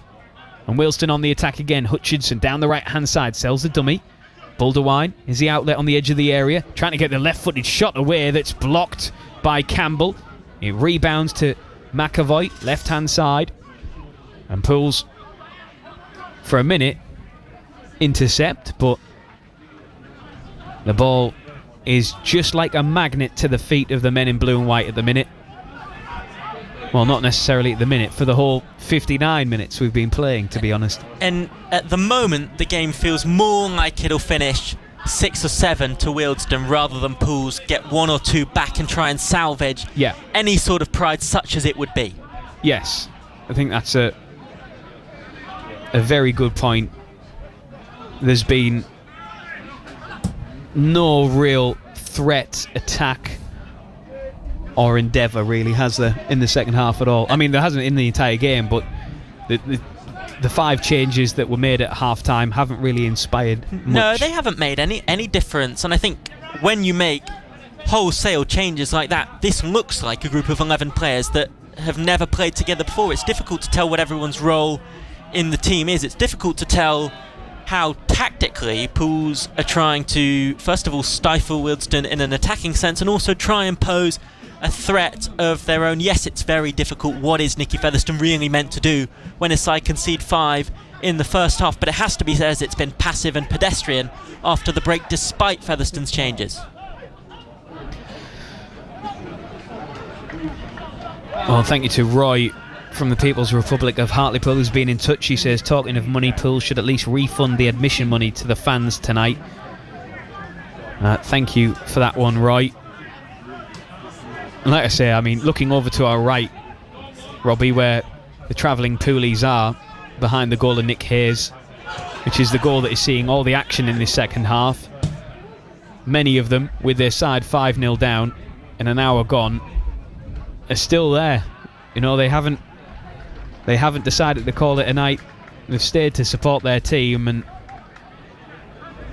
that level of support deserves to be applauded.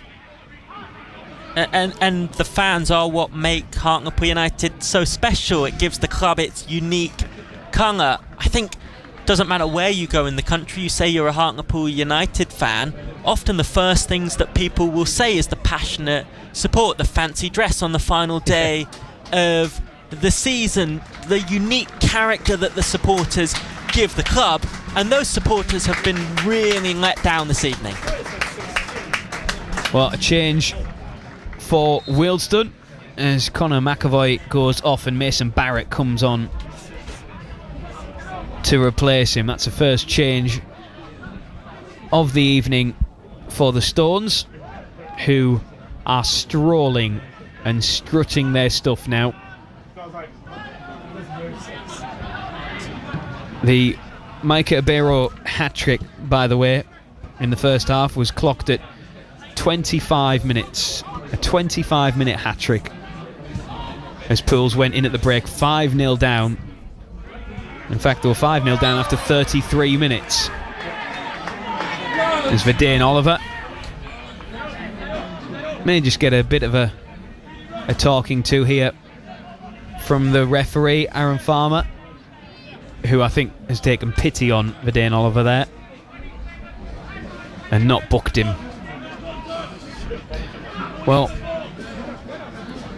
I would say tomorrow night is going to be interesting listening, because between 6 and 7 we have the journalist panel on BBC Radio T Sport. On Thursday we have the fans panel, which last week on the fans panel, if you aren't aware, every Thursday one Borough fan, one Pools supporter in the studio to discuss all the issues surrounding both clubs. And last week we had Adam Davison on the show, who is here tonight following Pools, and he's talking of optimism, of belief, of a bit of hope, of the feeling that the team had turned the corner. Well, this week I think it's going to be like a therapy session on Thursday for the Pools fans, as Nick Hayes prepares to take this goal kick.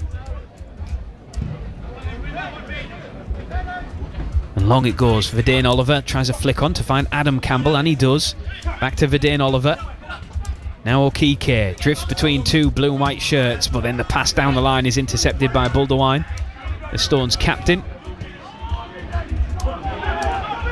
And now Mason Barrett pushed to the floor by Alex Reid.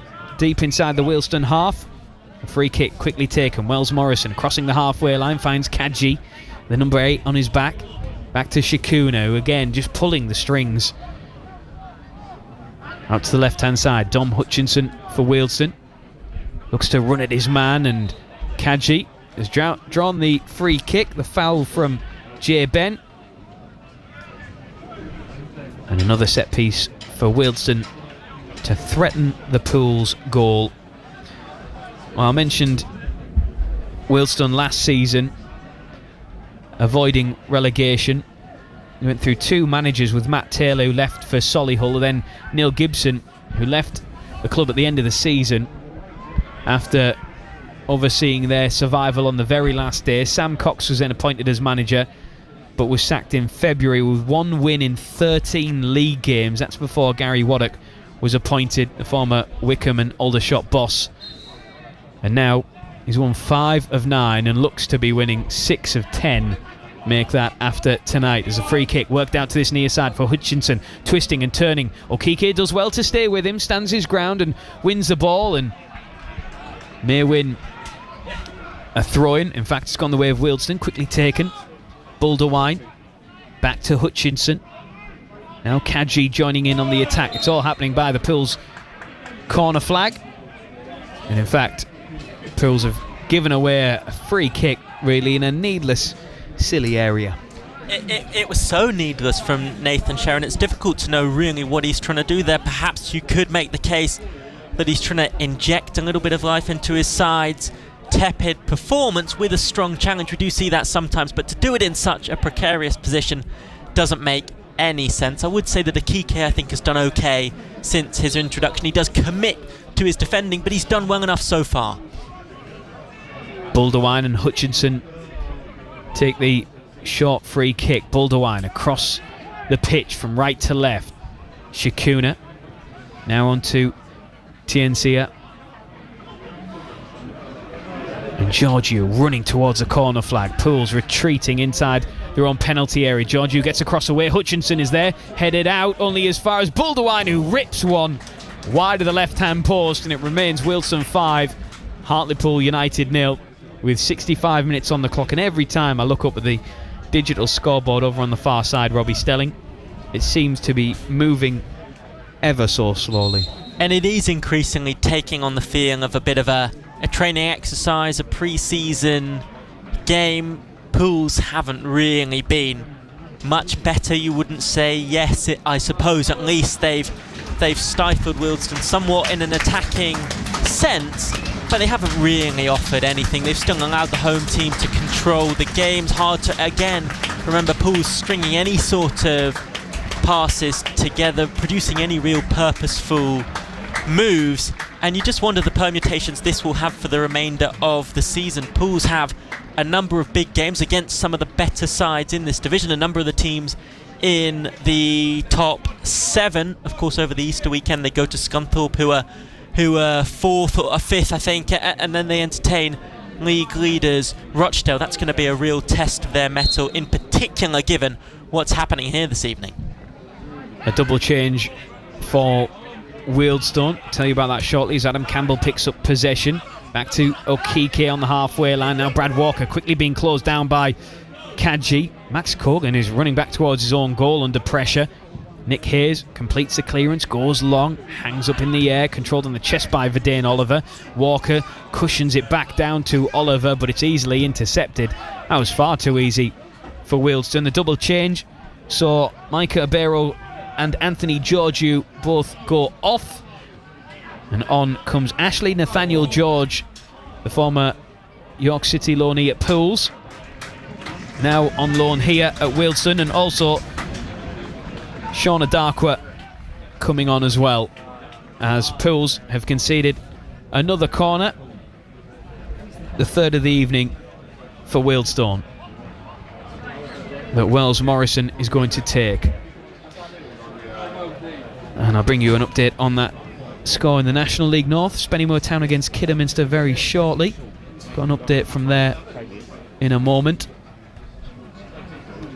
Corner though for Wealdstone. It's going to be an in-swing, a left-footed delivery right to the front post, headed away by Alex Reid. Kept in on the byline by Baldwin, only just, but kept in nonetheless. Cut back towards Shikuna, and Pools are able to clear. Now they try to counter with Sam Falarin, who's easily stopped by Junior Tiancia. Oh, Robbie Stelling, I bet you didn't think you'd be writing him out this tonight.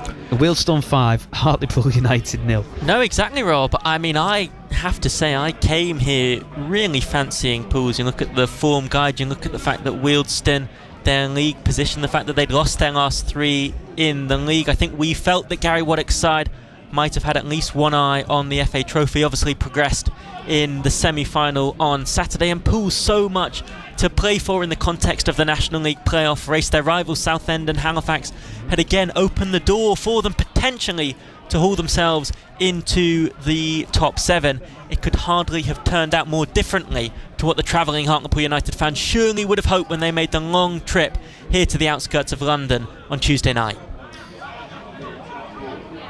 Well, in the National League North, Spennymoor Town are at least making a fist of it because they've scored 3 goals in 10 minutes to turn the game around. Spennymoor Town 3, Kidderminster 1, a latest score in the National League North, as the Moors trying to keep alive their hopes of a playoff push. There's a long arching ball forward. Baldwin gets on the end of it, chops back inside the area, left-footed shot, ricochets in, and Enzio Baldwin makes it 6. Spell it out. Wealdstone continue to embarrass Hartlepool United. 70 minutes on the clock. The defending was absent. Baldwin cut in field. His shot may have had a touch of fortune as it deflected past Nick Hayes. Nothing he could have done about that one. But on 70 minutes, and with Pools 6-0 down in Greater London, the travelling Poolies are filtering out of the ground. And you can't blame them. Of course you can't, Rob. It's far too easy. Hartlepool United like a terminally ill patient in this second half, just waiting for the inevitable. Enzio Baldwin, I've been really impressed by him this evening. Obviously a player with considerable National League experience. Pools have come up against him plenty in the past, but the fact that he is allowed to pick up the ball on the flank virtually unchallenged and drive into the area again unchallenged. Yes, he gets a little bit of luck with the finish, which takes a wicked deflection, wrong footing, Nick Hayes, but once again far too easy. We called for, at the very least, character, spirit, determination. That should be the bare minimum, but that's been sorely lacking once again in this second half from Pools. Well, certainly Hartlepool United's heaviest defeat of the season. Of that there is no doubt. The only question is, how heavy will the defeat get, because he's still got 19 minutes plus stoppage time left to play.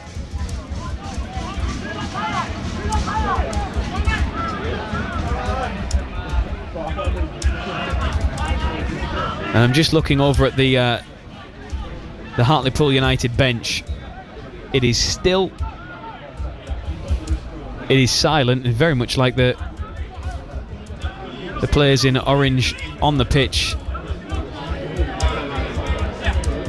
You see Alex Reid trying to talk to some of his teammates to get them higher up the pitch, with the ball at the feet of Dante Baptiste, the opposition goalkeeper. Floats this one long, intercepted by Hunter, headed towards Reid, who's almost having the orange shirt peeled off his back there, but nothing given from the referee. And Wealdstone continue to come forward, as they have done all game long. They've showed no sign of taking their foot off the pedal whatsoever. And you have to give them huge credit for that, especially given the fact that they had a big game on Saturday, but Pools have made it far too easy for them. They've almost said, come on, we're there for the taking. They've sat back, they've been far too passive both in and out of possession, and it's hard to think of many worse Hartlepool United performances in recent memory. Hutchinson doing his best to glide and dance through the Hartlepool United defence until somebody decided it might be a good idea to put a foot in. And now Shikuna tries from distance, and it sails over not only Nick Hayes' crossbar, but the stand behind him. And that is probably the first time this evening that Wealdstone haven't hit the target from a shot. And I imagine Gary Waddock will probably forgive him that one, because he has been outstanding, really influential, worked hard without the ball, but when he gets it, he's got that creativity, a number of incisive passes combined really, really well with Mika Abero, and he's powerful as well. He drives forward, he's a powerful, purposeful runner, and Pools haven't really had an answer, not just for him, but for Abero as well in particular. Pools have been second best in every single department, it has to be said, to a man. They've been outplayed, outclassed. Look, that happens sometimes, but the concerning thing is that they've also been outfought, and that will probably be the thing that Nicky Featherstone and the Hartlepool United fans find most difficult to accept. Another double change for Wealdstone that sees Dion Woodman and Nathan Shakuna go off. Fela Olamola, former Hartlepool United loanee, comes on, as does Jack Hinchy. So what would add the cherry on top of this disgustingly tasting cake this evening would be if Fela Olamola popped up against his former side. It's almost as if it's written in the stars, isn't it, the way this evening is going. But Pools 6-0 down at Grosvenor Vale in the National League. This is a performance, a scoreline that we did not envisage, as Adam Campbell, left-hand side of play, is dispossessed, and now Olamola holds it up, and the ball just escapes the grasp of Kaji, who's trying to roll onto it. The ball out for Hartlepool United, throwing right down in front of us. Calvin Okike to take it. Brad Walker drops the shoulder and moves infield into space. Sharon gives it now to Jay Ben. 15 minutes left to play. Long ball punted forward. But again, the second ball, as it has been all game, has fallen the way of Wealdstone. Not fallen, that's doing them a disservice. They've won the second ball every single time. They haven't won it the first time. There's so much more purpose to their performance, and so much more quality as well. Organisation, structure, I think tactically they've been far superior to Pools. They've worked harder, they've covered more ground, they've passed forward more frequently, their movement has been far better, they've defended far more effectively than Pools when they've had to do so. I think goalkeeper Dante Baptiste has been far more impressive than Nick Hayes, his opposite number. I think it's a bit of a reality check for Hartlepool United. I mean, we were talking about, Rob, some of our earliest memories of following Pools. My earliest memory is watching Hartlepool United in the League One playoff final. The fact is that times have changed. We all would love to see Pools return to the promised land of the Football League, but I think tonight is a reminder that they've got a long, long way to go before that can happen. Well, Hartlepool United staring down the barrel of their heaviest defeat, potentially, I think, since that Gateshead 7-1 evening. This is very much in that sort of territory. There's a huge diagonal ball pinged forward by Wealdstone that drops out of play for a goal kick that Nick Hayes will take. I think this season, obviously that Gateshead game, Rob, was a really notorious low, but this season there have been far too many really, really low points. Obviously the cup defeat to Anstey Nomads, the cup defeat to Gainsborough Trinity as well, but you look at some of the league defeats when they lost 4-0 to Woking. Of course, that was Landon Smith's, or the first game since Landon Smith completed his takeover, the home defeat to Aldershot, and tonight as well. We genuinely believe this is a reasonably talented group of players. It has, therefore, to be a question of character and mentality. As Dante Baptiste launches this long up to the halfway line, won by Darkwa, and now Kaji controls it under pressure. I've been really impressed with Kaji. I know he's very much a fan favourite here at Grosvenor Vale and one of the players that makes this team tick, but he has been impressive tonight as Wealdstone win a free kick with 78 minutes on the clock. Wealdstone have just got that, sorry Rob, Wealdstone have just got that raw power, the running power, the physicality. And in many ways they've suffocated Pools because Pools haven't been able to play through them, but when they've gone long, they've been out-muscled, outrun, and Hartlepool United just haven't had an answer. A Darkwa with a low ball into the penalty area that's cleared by Jack Hunter into touch. Thanks to Ian, who's been in touch. He says, Rob, I describe Pools like a contender on Gladiators. On the Travelator, they almost get to the top 7, then they fall back down every time. Ian listening in Hartlepool. Well, Ian, thank you for keeping us on for this long. I presume many people have turned off by now, given the fact that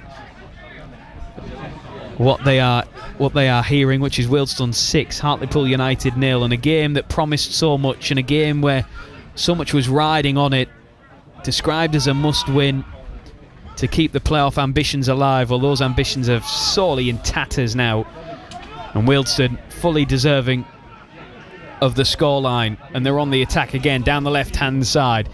Pools with plenty of bodies back.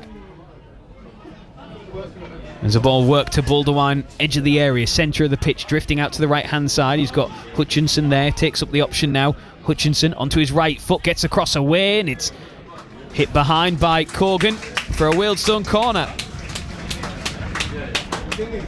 And again, you have to give credit to the home side, Rob, who have kept their foot, insofar as it's possible, they've kept their foot on the gas and continued to pin Pools back, and Pools remain under the cosh. There's a short corners, work to Hutchinson, right-footed delivery, and cleared by Brad Walker, comes out, controlled on the thigh by Baldwin, back out to the right once more. Hutchinson, that's a good cross again, but Corgan is able to clear, only partially. Hutchinson, back to Baldwin, and now they move it from right to left into the centre of the field.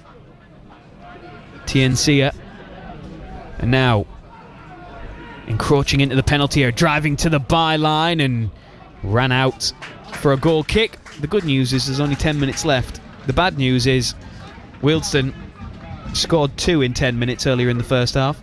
It's been a really tough watch, Rob. I think the one thing for anyone thinking about building a Hartlepool United team, you've got to try and build it in the town's image, about the people who make it so unique, that unique grit, determination, the passion, the full-throttled approach. We haven't seen any of that. We've actually seen a Hartlepool United side that is prepared to wilt, that is passive. Hartlepool United, we've said it before, it's a way of life to the fans. I understand that the players, it's a job, it's their profession. It's going to be very difficult, especially given the high turnover of players you tend to have at National League level. It's very hard to make it mean as much as it does to the players as it does to the fans, but it has to mean more than this tonight. This is unacceptable for all sorts of reasons, but in particular it's unacceptable because the lack of grit, the lack of determination, no one prepared to stand up and be counted, to take some responsibility when things aren't going well. It's been a shambolic night in every sense for Pools.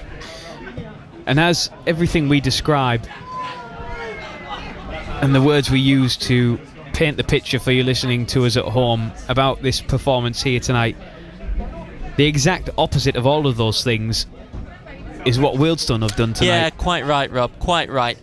And it's a Wealdstone side who you would imagine have significantly fewer resources than Pools. In general, they tend to have a lower average gate. You imagine they struggle to attract the type of players that Pools attract, and you have to give them immense credit. And it hasn't just been a case of them wanting it more than Pools, although they've done that in abundance. They've shown real quality. A number of their goals, albeit capitalising on Pools' errors, have been from incisive attacking moves. This is a squad certainly full of quality, and that shouldn't come as a surprise given the fact that they're in the FA Trophy final. They're well on the way to retaining their National League status, as you said, having stayed up on the final day last season. You would think that they've made real progress this term, so huge credit to them. As good as Wealdstone have been, Hartlepool United have been bitterly disappointing. Well, we mentioned that 7-1 defeat against Gateshead. It's almost, would you believe it, 2 years to the day. Almost. It's just over. My second game covering Pools for the Hartlepool Mail, that one was, Rob. Well, that says it all, Robbie Stelling, as a free kick into the Wealdstone penalty area is easily dealt with by Wealdstone. and they can work it up to the halfway line. But that's uncanny, that, isn't it? Tuesday, the 26th of March, 2024. Gateshead 7, Hartlepool United 1 at Gateshead. And this evening, Tuesday, the 31st of March, so a year and 1 week later, 2 years and 1 week later, Wealdstone 6, Hartlepool United 0. Feels like a lifetime ago in many ways, that Gateshead defeat, but I suppose a sign that in purely footballing terms, Pools haven't made that much progress. There's Pools with a rare attack, Sam Falarin chasing and dispossessed, and in fact Pools are going to win a free kick here right on the edge of the area, right on the 18-yard line. Verdane Oliver was sent tumbling, and a yellow card I think has gone the way of Boulderwine, but it will be a Pools free kick nonetheless. With 5 minutes left to play, BBC Radio T Sport, I normally say this much earlier in commentaries, but it has been that kind of game where we've almost been shell-shocked. But I would like to say, as we always do, thank you as always for listening to us, wherever you are listening to us, however you've got us tonight. Appreciate your company. Tonight more so than often. We always appreciate it, but especially tonight, given what we've witnessed here this evening. Wealdstone 6, Hartlepool United 0, 85 minutes on the clock. Pools have a free kick, and I think if this is on target, this will probably be Pools' first shot on target, or near enough anyway. But Adam Campbell and Brad Walker stood over the ball right on the 18-yard line. It is going to be Brad Walker. He goes for power, and it's pushed wide, and that is a shot on target that forces a Hartlepool United corner, just their second of the evening. And it was actually a well-struck free kick from Brad Walker. The length of run-up he was taking, I was worried he was going to blast it well over the bar. But again, credit to goalkeeper Dante Baptiste. He hasn't had to do too much tonight, but what he's done very well. Corner taken by Brad Walker, headed away with ease by Kadji. Helped on. And now Kadji looks to run clear, and now Olamola has beaten his man wide on the left-hand side. Jay Ben was down on the turf. Olamola still going wide on the left, cuts inside the penalty area and then runs straight into Jay Ben, who rushed to get back, having slipped on the turf on the halfway line, giving Olamola almost a free run of it. Sam Falarin slides in and gets nowhere near Boulderwine. Boulderwine towards the touchline, heading to the corner flag, and gives it back to Hutchinson, edge of the area. Inside the box now is Olamola, pivots back, finds Hutchinson, rolls his studs over the top of the ball. He's dancing to try and find the space. Out it comes to Kadji. Hutchinson once more, into Olamola, who would love to score against his former side, and he has! It was written as soon as he came off the bench. In an evening where absolutely nothing has gone right for Pools, their former player, Fela Olamola, comes off the bench to score, and to add insult to injury, an embarrassing showing from Pools tonight. Wealdstone make it 7. What can you say, Rob? You said it actually almost from the moment of his introduction. Olamola didn't have really much luck. Hartlepool United never made too much of an impact. Given the way the night's gone, it almost felt written in the stars that he was going to add insult to injury. It's difficult to know how to sum up this Hartlepool United performance, I have to say. We've seen some pretty bad performances following Pools. Of course, there have been some positives this season, and you like to think that the new ownership, the new era, will have time over the summer to make their mark, to improve things, because it's been woeful from Hartlepool United. It's been shameful, it's been embarrassing for all sorts of reasons. Spare a thought, as you said, Rob, for those travelling Hartlepool United fans. Amazing, we came here talking about the playoffs. Wow, how wrong were we? This has been truly shambolic stuff. Well, it's got so silly even that some of the home fans now have decided to leave, because clearly they've seen all they need to see, which is their side swagger past Hartlepool United and hit them for 7. I don't know how you're going to do those player ratings, by the way, Robbie Stelling. I might have a night off, Rob. I need a lie down after this, to be honest. I'm not surprised. You deserve a night off after having to watch this. Tell you what, there's still, again, without wanting to labour the point, but it is a point worth labouring, which is there is still Hartlepool United fans who are still here, still watching to the bitter end, and it is a bitter end. But 88 minutes on the clock, Wealdstone 7, Hartlepool United 0 on BBC Radio T Sport. As some of the home fans now making their way out of the ground and bending the ear of some of the Hartlepool United players on the pitch. Okike with the throw. Down the line he goes, looking for Adam Campbell. Is dispossessed by the corner flag. In fact, it will be a Pools throw-in. So into the final 60 seconds, Robbie Stelling, who's your man of the match? No, I knew you were going to ask that, Rob. I knew you were going to ask that. I'm joking, because of course the answer is absolutely nobody. I'm lost for words, Rob. Yeah. I'm lost for words. You had me hot under the collar there for a minute, I must say. If you don't laugh, you'll cry. Well, exactly, and it's one of those nights where sometimes when you're on the wrong end of a disappointing result, you try and find some positives. But I think the right thing to do tonight is to say that there really are no positives. This has to be an immensely sharp learning curve for Nicky Featherstone and for the Pools players, because this cannot be allowed to happen again. Only 2 years ago, Pool shipped 7 at Gateshead. It should be a decade before they do so again. It cannot happen again. Well, Pools with a corner to end the game. As the referee takes a watchful eye over the wrestling that's going on the edge of the 6-yard box. Delivered by Brad Walker. Might turn and shoot for Alex Reid. Corgan queuing up as well. Instead lays it off for Brad Walker. The cross takes a deflection, hangs up in the air. Header flicked on by Hunter. Might come out to Nathan Sherrin. Lifts it back into the area. Campbell tries to find Corgan, but the ball just wriggles away from him. And Wealdstone can clear up towards the halfway line, and still blue and white shirts continue to stream forward at any given opportunity, as Brad Walker being watched closely by Nathaniel George. And Okike finds a brilliant pass for Verdane Oliver, and then the ball just bounces through his legs and away from his boots and into the arms of Dante Baptiste. Well, if you want to have your say, and I'm sure many of you do, at BBCT Sport is where you'll find us on X. You can email tees.sport@bbc.co.uk.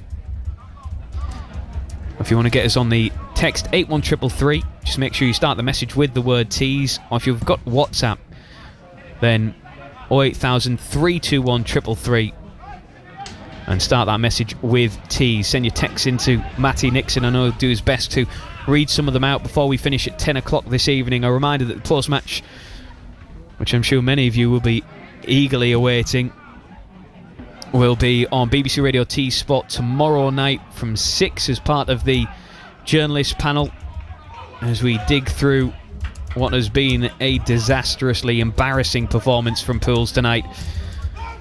But you'll also have it on BBC Sounds first thing in the morning as Fela Olamola puts a low ball into the 6-yard area, hit behind by Corgan, and another Wealdstone corner.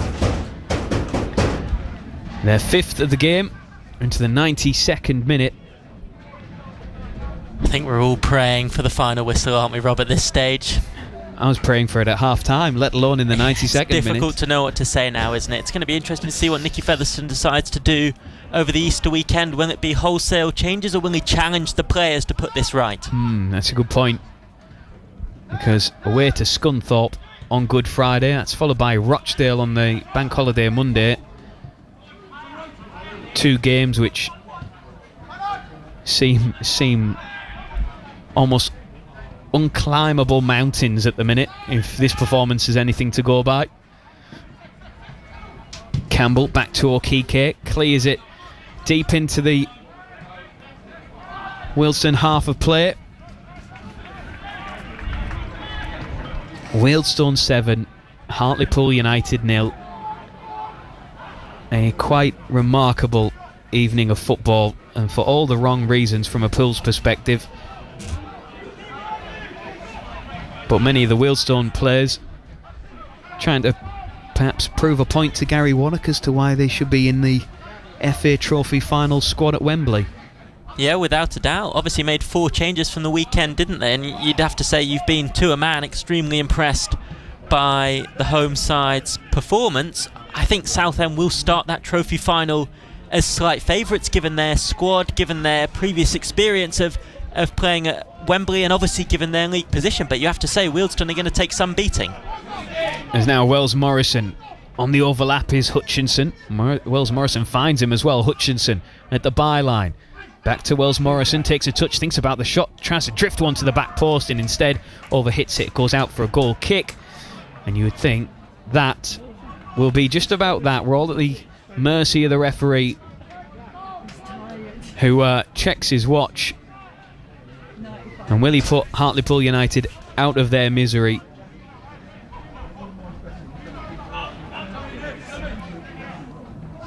Nick Hayes preparing to take the goal kick, and you would think that this will be the last kick of the game. Instead, it's not. The referee lets it play on for a second, and there is a full-time whistle.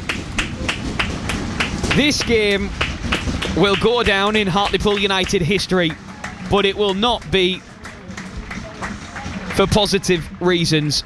Wealdstone 7, Hartlepool United 0. The damage very much done in the first half, as Wealdstone were 5-0 up at the break. A hat-trick from Micah Abiro. Kaji adding a fourth, Giorgio a fifth, and then in the second half, Baldwin made it 6 before Fela Olamola, the former Hartlepool United man, came off the bench to score against his former club. Of course he did. It was that kind of night. Wealdstone well deserving of their victory. Hartlepool United utterly embarrassed in Greater London with a shambolic performance. Shambolic's the perfect word for it, Rob. I think when we made the journey earlier today, we probably felt that Pools actually were slight favourites. You looked at the fact that they came into the game having won their last 3 National League matches, albeit without being especially convincing against the likes of Truro, Eastleigh and Morecambe, all sides who have endured difficult seasons. Wealdstone came into the game obviously off the high of having won in the FA Trophy semi-final, but had endured a bit of a dip in the league. It's so disappointing to accept, it's so disappointing to take, because from a Hartlepool United perspective there was so much riding on this game. We knew that potentially could they have won. If they had won, they certainly would have propelled themselves above Halifax, could even have gone above Southend and into the playoff places. It was, as you say, shambolic. It was bitterly disappointing. Pools from the first minute lacked any sort of cohesiveness, organisation, structure, spirit. The tactics were non-existent. Defensively, all at sea. Midfielders, passengers, strikers not offering anything to the game. The goalkeeper also endured another difficult evening. There's going to have to be some soul-searching from Hartlepool United. There's going to have to be some soul-searching from manager Nicky Featherstone, who's going to have some difficult questions to answer now as well. Spare a thought, of course, for all the travelling Hartlepool United fans. It has been a bitterly disappointing night for Pools, one of their worst, Rob, in recent history. On a game that mattered so much and had so much yet riding on it, the hopes and the aspirations of potentially sneaking into a playoff place, and coming into the game in such good form as well, with 3 straight wins on the bounce. Hartlepool United, quite frankly, failed to show up in a game that had so much riding on it. Wealdstone 7, Hartlepool United 0 is the full-time score. Wow. Robbie, I'll come to you first, Robbie. I said it, or I thought it. just when you think pools have sunk to a new law, they seem to find a way to outdo that law, if that makes sense. Do you think I'm being unfair there? I think it's been... Look, it's always turbulent following Hartlepool United, but it's been a season where there have been too many really, really disappointing lows. It's always difficult to legislate for a performance and a result like this. It's even more difficult to legislate for the fact that there have been 4 or 5 really low points. We said that the Anstey Nomads defeat in particular felt like one of the club's worst results in their entire history. This is another one. This is humiliating. Can you imagine a Hartlepool United of 10 or 15 years ago accepting a result like this? I mean, it would have been impossible to fathom. Hartlepool United, a once proud Football League club, but this is the Hartlepool United stricken, at times soulless. And look, Landon Smith, the new owner, Pools fans are certainly hoping it's going to be an exciting new era. It's difficult to put too much of the blame at the new owner's door because Hartlepool United have a lot of deep-rooted and long-standing problems that they desperately need to overcome. But tonight is a reminder, a really stark reminder, that Pools have a lot of work to do on and off the pitch because there are still problems. Don't let recent results paper over the cracks. Tonight is a bitter reminder that there are still big problems at Hartlepool United and a lot of progress needs to be made. And I mean, I don't envy him for having to do it, but if you're Nicky Featherstone, having watched that and overseen that and put your name to it, let's be frank, because it's his side, he ultimately, the buck stops with him, doesn't it? What on earth do you say to Robbie and yourself after a defeat like that, Rob? Yeah, it's incredible. Honestly, what can he say other than apologise to those, I suppose, the fans who've made the journey that they have on a Tuesday night? Many of them still some of them still sat in the stand behind the goal over to our right hand side, probably just wondering what on earth they've just witnessed. But that is, make no mistake about it, and people listening may or may not think, maybe going in a bit too much here, or maybe overreacting a bit. I mean, it was as bad as it gets from Hartlepool United tonight. Wealdstone were brilliant and deserved the win, but Pools, for a side that is going for a playoff place, for a side that had won 3 games on the spin coming into this game, and under such a good performance against Morecambe last time out as well, so you'd think that they'd come into this with real confidence, and they were absolutely nowhere near it. There was just there was no pattern of play. There was no belief. When the goal started to go in, there was no leaders. So in terms of what Nicky Featherstone says, no clue. Genuinely speechless, and I don't know what he will make of it. I have no doubt he will, apologise to fans who've witnessed that and spent the hard-earned money to come and support their team tonight. But where do you go from this now? Southend won tonight against Yeovil, which is immaterial given what we've seen here this evening, but that has to now, surely you would think, draw a line under any talk of sneaking into those playoff places. And then what do you do for the rest of these remaining games now? Robbie Stelling made a really good point in terms of the game away at Scunthorpe on Good Friday. Do you put the same team out, almost not as punishment, but also almost as if to say, right, go on then, put it right? I think that's what if I was in Nicky Featherstone's shoes, that's what I would do. You mentioned the Gateshead defeat. I remember Kevin Phillips actually in the end tried to turn that into not a positive, but he used that defeat and the memory and the hurt of that defeat to galvanise his side. Pools beat an in-form Halifax Town 1-0 on Good Friday, just I think 72 hours after that humbling defeat. This is probably going to be Nicky Featherstone's biggest test of his fledgling managerial career so far. I look at the substitutes tonight. I don't think they made really any impact. Yes, Pools didn't concede quite as many goals, but by that point, really, the game was done. It started to drift towards the end, and there was no one, I don't think, who came on and showed any real courage, any real leadership at times like this, you miss someone like Tom Parks, who is a genuine leader in the traditional sense. You might have players who at times lead by example, but sometimes you need experienced, battle-hardened, seasoned campaigners who are clearly leaders, who are loud, who are boisterous, who are dominant. Pools didn't have any of that tonight, and that was a big concern. And you wonder whether potentially a lack of leadership on the pitch and in the dressing room is one of the reasons why maybe Pools have had so many otherwise inexplicable results and heavy defeats this season, because it was a really characterless performance. You're not always going to be at your best in a purely footballing sense, but you have to be prepared. These guys are professional footballers. They do for a living what many of us grow up dreaming of doing. You have to make the most of that. A footballer is a short career. Nights like these will live long in the memory of players and fans.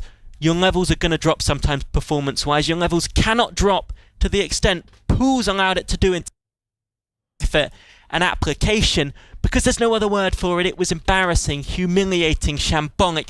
A really difficult night, a really difficult watch, a difficult night to sit here. As a Hartlepool United fan, I'm so proud to be a Pools fan. I wasn't tonight. Yeah, I have to say hats off to the pair of you, because I remember doing that Pizza Cup, shall we say, game against Everton's under-21s at Victoria Park a few years back, and I thought that was a low and a tough game to commentate on, so I can only imagine what it's been like for you guys tonight. Safe trip home, Robbie, thank you very much for your hard work tonight. That is the Hartlepool Mail's Robbie Stelling and our very own Rob Law somehow describing tonight's catastrophe down on the outskirts of London. Let's be frank. Hartlepool United losing 7-0 away at Wealdstone in the National League. I'll bring you the goals from that and the scores from elsewhere in tonight's matches after this. Amy Oakton at breakfast. East Durham Veterans Trust do some incredible work. East Durham Veterans was the first ones that wanted us to help. I'm currently coming up to 18-month cleaning in 2 months' time. What they do for the veterans is absolutely amazing. Now they're being given just short of £1 million to help even more people. The money will be allocated to enhance the support we've got for veterans, bringing the likes of employment support in straight away through the Poppy Factory, who are one of our partners, help with housing through the likes of Armed Forces Outreach Service. So it's going to enhance what we already do, but work closely with more charities and organisations. Amy Oakton at breakfast. Weekdays from 6. BBC Radio Tees.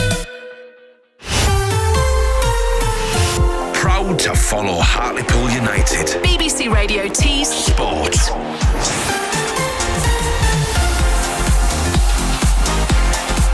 Full time down at Grosvenor Vale, and Hartlepool United have suffered a quite embarrassing defeat at Wealdstone. Then it's released into a B-Raw, who's had the run at Pools already this evening. Inside the box, a step overs, gets the angle, it's tight, and it's a goal! He finds a way through anyway. Micah B-Raw, fresh after Saturday's winning goal, which booked Wealdstone a place in the FA Trophy final at Wembley. He's continued in the same manner. He twisted, he turned, he got the angle. It was really tight, but he found a way past Nick Hayes anyway. And it's Wealdstone 1, Hartlepool United 0. It's just away from Georgiou. He has to adjust his run. He gets there at the byline, back in front of goal, and it's a second! Wealdstone have hit Hartlepool United with a quick 1-2, and in the space of 6 minutes, this game has wriggled away from Hartlepool United. Cut back inside the 6-yard area. It was an easy, simple finish in the end, and Dylan Kadji is the man celebrating. It is Wealdstone who have doubled their advantage early on, and now it really is a test of Pool's character. It's cleared only as far as Shakuna. Step overs, right-footed shot, spilled by Nick Hayes and tapped in. And Wealdstone are running away with it. 21 minutes in, Micah B-Raw has his second. It's Wealdstone's third. The initial shot from Shakuna was spilled by Hayes straight into the path of a B-Raw who didn't need another invitation, and he buried it. It's Wealdstone 3, it's Hartlepool United 0. Now the blue and white shirts flood forward once more. Shakuna with a through ball, a B-Raw's in, and he's past Nick Hayes on his hat-trick. Oh my days, it's 4-0. And Micah B-Raw has a hat-trick inside 25 minutes. And Shakuna celebrates with his teammates, shining his shoes down in front of their home fans. Hartlepool United are shaking their head, and well they might, because it's 4-0 inside half an hour, and this is extraordinary. Sliding challenge there from Pools, but it's only half cleared. Shakuna still has a chance to score, and it's 5! Anthony Georgiou latches on to a loose ball that was parried into space, parried into the feet of Georgiou, who once again just rolled it into the back of an empty net. Hartlepool United are 5-0 down at Wealdstone. Buldewine gets on the end of it, chops back inside the area, left-footed shot ricochets in, and Enzio Buldewine makes it 6. Of where we live. Continue to embarrass Hartlepool United. 70 minutes on the clock. The defending was absent, and with Pools 6-0 down in Greater London, the travelling Poolies are filtering out of the ground. Hutchinson once more into Olamola, who would love to score against his former side, and he has! It was written as soon as he came off the bench in an evening where absolutely nothing has gone right for Pools. Their former player, Fela Olamola, comes off the bench to score, and to add insult to injury, an embarrassing showing from Pools tonight. Wealdstone make it 7. Yep, a 7-0 defeat for Pools down at Grosvenor Vale this evening. Elsewhere in the National League, it finished Southend United 2, Yeovil Town 1 and Woking 1, Altrincham 1. In international friendly action, England were beaten 1-0 at home by Japan in their final home friendly ahead of the World Cup. Scotland lost 1-0 to the Ivory Coast at Everton's Hill Dickinson Stadium. It finished Wales 1, Northern Ireland 1 and the Republic of Ireland 0, North Macedonia 0. We're as passionate as you are. BBC Radio T's Sport. Thank you very much to all of you who've been in touch after that one. Alan and Wendy from the town end say mentally not tough enough as a group, but we'll listen till the very end, but feel for our travelling fans tonight. That was sent in towards the end of tonight's action. So yes, thank you Alan and Wendy for that one. This one is from Hitch, who just said, go on Rob, I dare you to ask Robbie for a man of the match, and do you know what, he did. Hats off to Rob Loy. He's a brave man for doing that. Robbie Stelling alongside Rob tonight for commentary down at Grosvenor Vale. 130 sees Fev needs to resign tonight or be sacked. That is absolutely shocking. Thank you very much for your message there. And Mike in Sunderland says there is no learning curve. This is Fev's fault. Absolutely clueless. He should resign tonight or be sacked. He is not the answer for the club. It reminds me of Hartley in terms of the performance this season. Thank you very much for that one. Mike, thank you to everyone who's been in touch tonight. It is a tough night for Hartlepool United, a 7-0 defeat down at Wealdstone this evening. What does that mean for the National League table then, with a trip to Scunthorpe United to come on Good Friday? Well, I can tell you Pools stay 9th. They're now 5 points off the top 7. Southend in the final playoff place on 65 points from 39 games. Halifax sandwiched in between Pools and Southend on 62 from 41. Pools in 9th with 60 from 40. So Hartlepool United 5 points off the playoff places heading into the final 6 games of the season. But I have to admit, it's difficult to talk about the playoffs tonight after that showing down on the outskirts of London. Up next for Pools is a trip to Scunthorpe United, Glanford Park. We'll have full match commentary. Myself and Eddie Carl will be there for you on Good Friday. Scunthorpe, of course, course, 5th in the National League, 17 points ahead of Pools. And then, of course, it is the leaders Rochdale at Victoria Park on Easter Monday. Full match commentary of that one, as we do on every Hartlepool United game here on your BBC Radio Tees. Thanks to everyone who's been in touch tonight. We will, of course, bring you reaction to tonight's matches to tonight's match for both Spennymoor Town and Hartlepool United. Spennymoor beating Kidderminster Harriers 3-1, coming from 1-0 down to win 3-1 at the Brewfield tonight to make it 5 wins in their last 6 matches and keep their National League North playoff hopes alive. We'll have reaction to tonight's matches as part of BBC Radio T's breakfast tomorrow morning from 6 with Amy Oakton, and I'll be back with the journalists to round up all of tonight's action and look ahead to the weekend's football tomorrow night from 6. But up next, coming up on the BBC Sounds app, on your smart speaker, on the BBC Sounds app, on your smart speaker, radio. The sound of where we live is BBC Radio T. Of where we live is BBC Radio T. With the BBC News, I'm John Barnes. The Metropolitan Police has told BBC News that the teenage boy at the centre of the Scott Mills sexual offences investigation was under 16. Scott Mills was questioned in 2018 over the historical allegations of serious sexual offences, but the investigation, which began in 2016, was closed in 2019 after the CPS deemed there was insufficient evidence. Here's our culture correspondent, Noor Nanji. We still don't know the reasons for Scott Mills' sacking, but it has now emerged that he was questioned by police back in 2018 about allegations of serious sexual offences against a teenage boy. No charges were brought and the case was dropped. It is not clear what, if any, role the police investigation played in his sacking at the weekend. The corporation has also apologised after admitting a freelance journalist contacted its press office last year with separate claims involving what were described as inappropriate communications by Scott Mills. Responding to the story in The Telegraph, the BBC said it was given limited information at the time, but it should have followed up and it will look into why this did not happen.